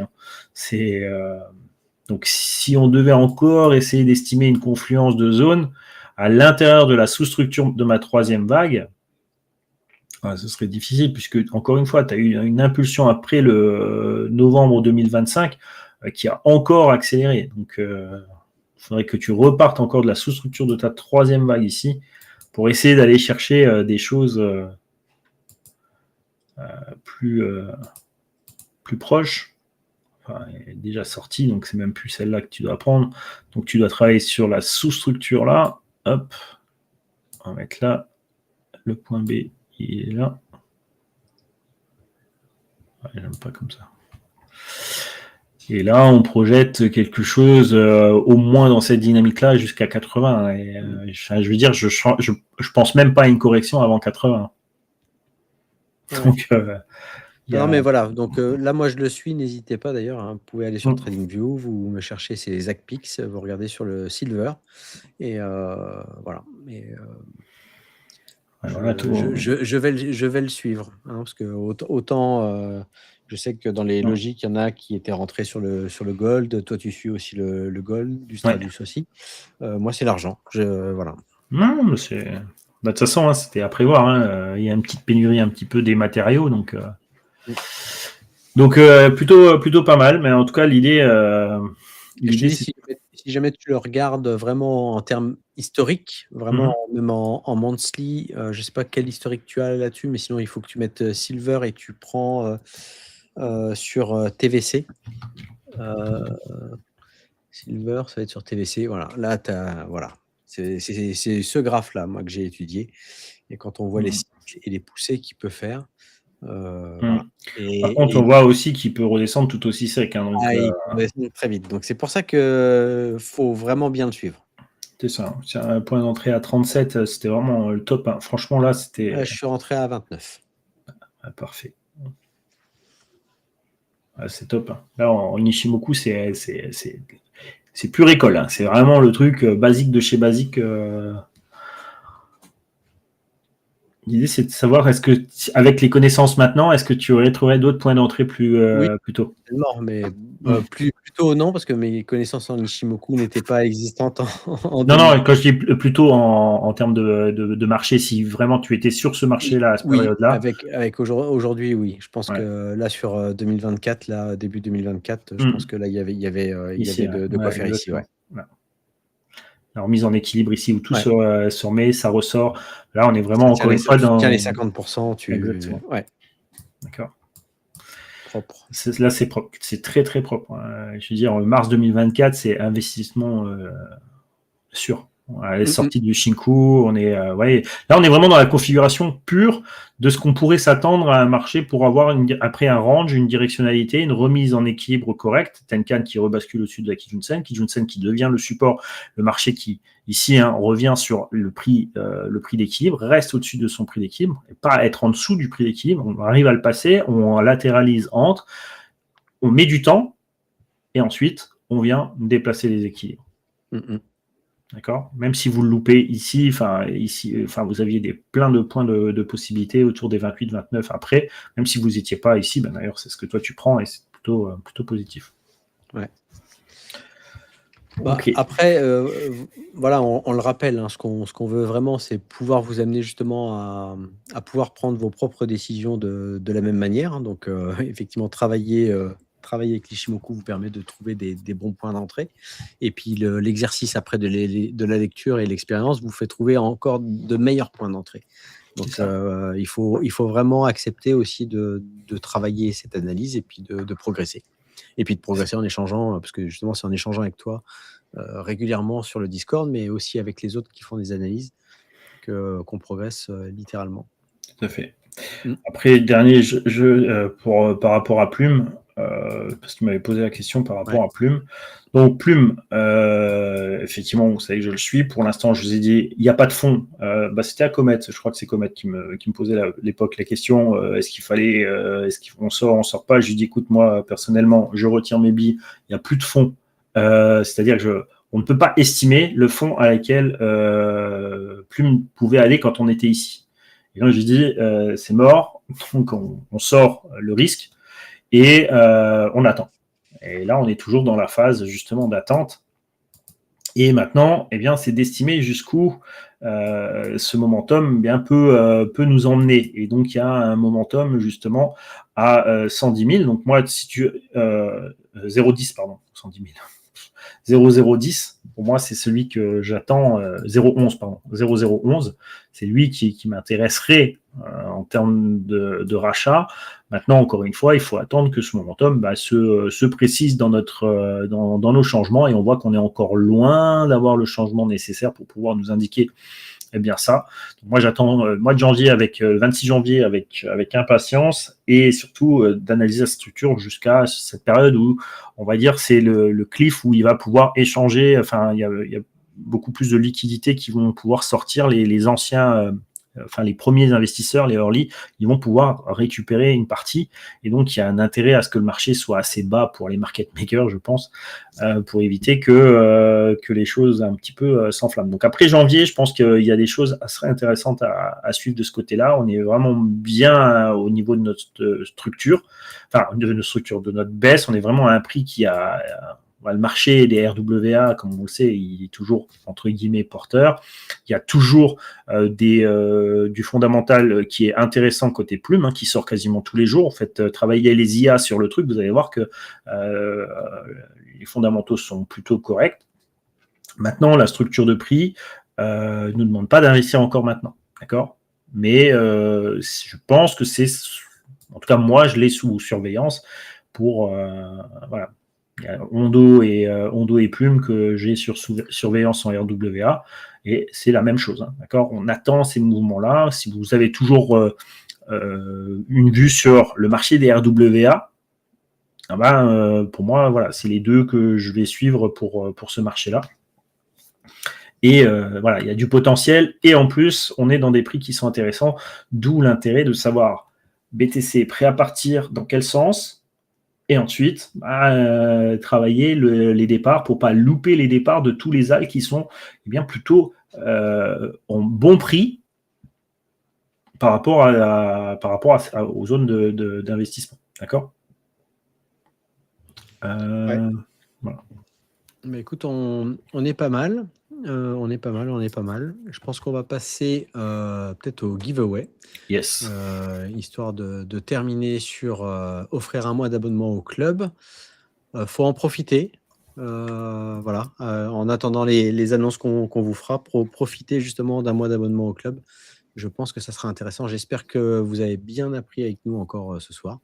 Puis vous savez un petit peu ce qu'on va attendre sur les prochains jours. Alors hop, je vais faire partager. Tac, partager mon écran. Et puis, oui, ça va être... on va passer Noël tranquille. Allez, hop. Alors, qu'est-ce qu'on va mettre? On met Noël, c'est ça? Allez. Noël. Noël, et d'ailleurs, on vous souhaite vraiment un bon Noël. Retrouvez-vous en famille. Après, des fois, c'est pas toujours la période préférée de tout le monde. Donc, allez, Noël dans le chat pour gagner un mois d'abonnement au club. Donc, voilà, que vous aimiez Noël ou pas. En tout cas, c'est Noël pour gagner un mois d'abonnement au club. Si vous ne savez pas quoi faire, vous pouvez commencer à regarder les masterclass et regarder surtout les dernières. Donc, on a un Notion qui commence à être bien fourni. Et puis, je pense que vous aurez des choses très intéressantes pour travailler l'Ishimoku dans les prochaines semaines. On a vraiment hâte de vous annoncer les choses. Et les logiques, ouais, on vous tease déjà depuis suffisamment longtemps. Mais non, ça va nous faire bien plaisir. Oui. Et puis, ouais, donner de la force aussi à Valboy hein, sur le YouTube. Le retour de la lumière. Ouais. Je pense qu'il y a des choses à dire et des choses à faire.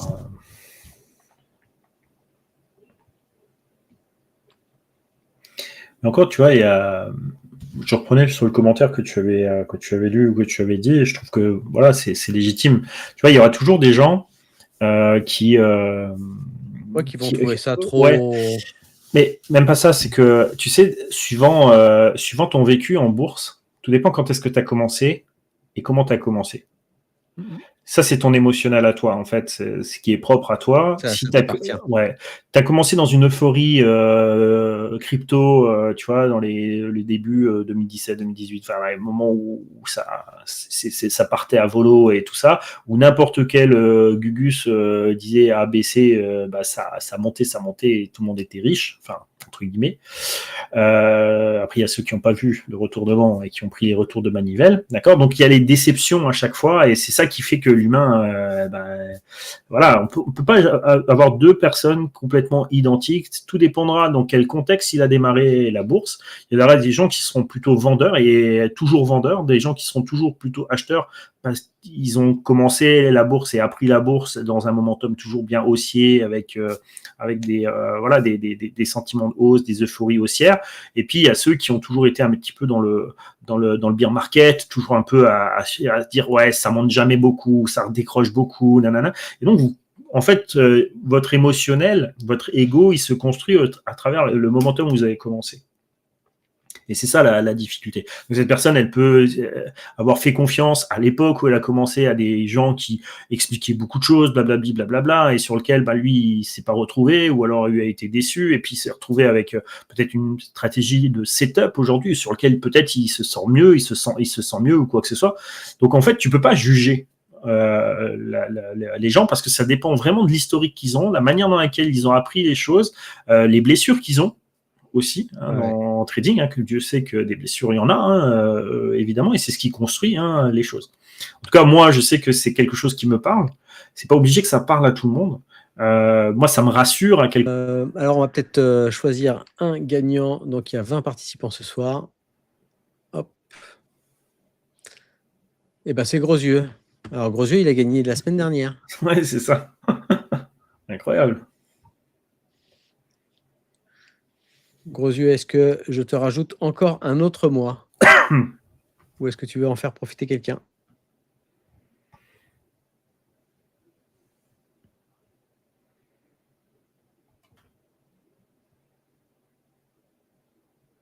Grosieux, es-tu encore là?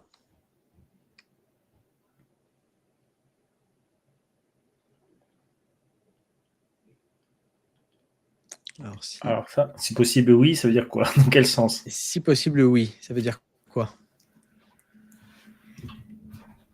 D'avoir un mois supplémentaire? Si possible, oui. Oui, ça veut rien dire. Un degré de latence. Ouais, je pense que je lui rajoute un mois. Yes. Ok, eh ben, écoute, on fait comme ça. Ouais, 2 mois, c'est mieux. Il a déjà gagné la semaine La dernière. semaine dernière, ouais. Voilà, donc eh ben, écoute, super. Ça montre la régularité paye. Ouais. Et comme quoi, il faut participer, il faut rester jusqu'à la fin. Donc, bah, il est 23h18. On va vous laisser. Moi, je vais finir. J'ai des trucs à bosser. Je suis désolé, j'étais en train de partager des trucs que j'étais en train de bosser. Je vais enlever ça au montage. Pas de souci. Et puis, il n'y a pas de problème. Les clés, elles sont changées. Et puis, bah, je vous dis à mardi prochain. On se retrouve mardi prochain, Seb? Yes, pas de Ok. souci. Et ben, mardi prochain, on continue l'analyse et puis observer ce qui va se passer.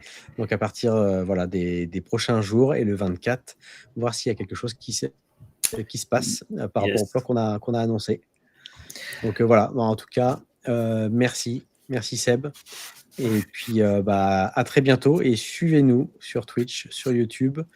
Les logiques, on se retrouve bientôt. J'espère que vous serez disponible pour qu'on fasse un petit live spécial ensemble. Très bientôt. Yes, ça marche. Et ben, je vous souhaite de passer de bonnes fêtes. Et puis, à mardi. À très bientôt. Ciao. Passez un bon Noël. Ciao. Ciao.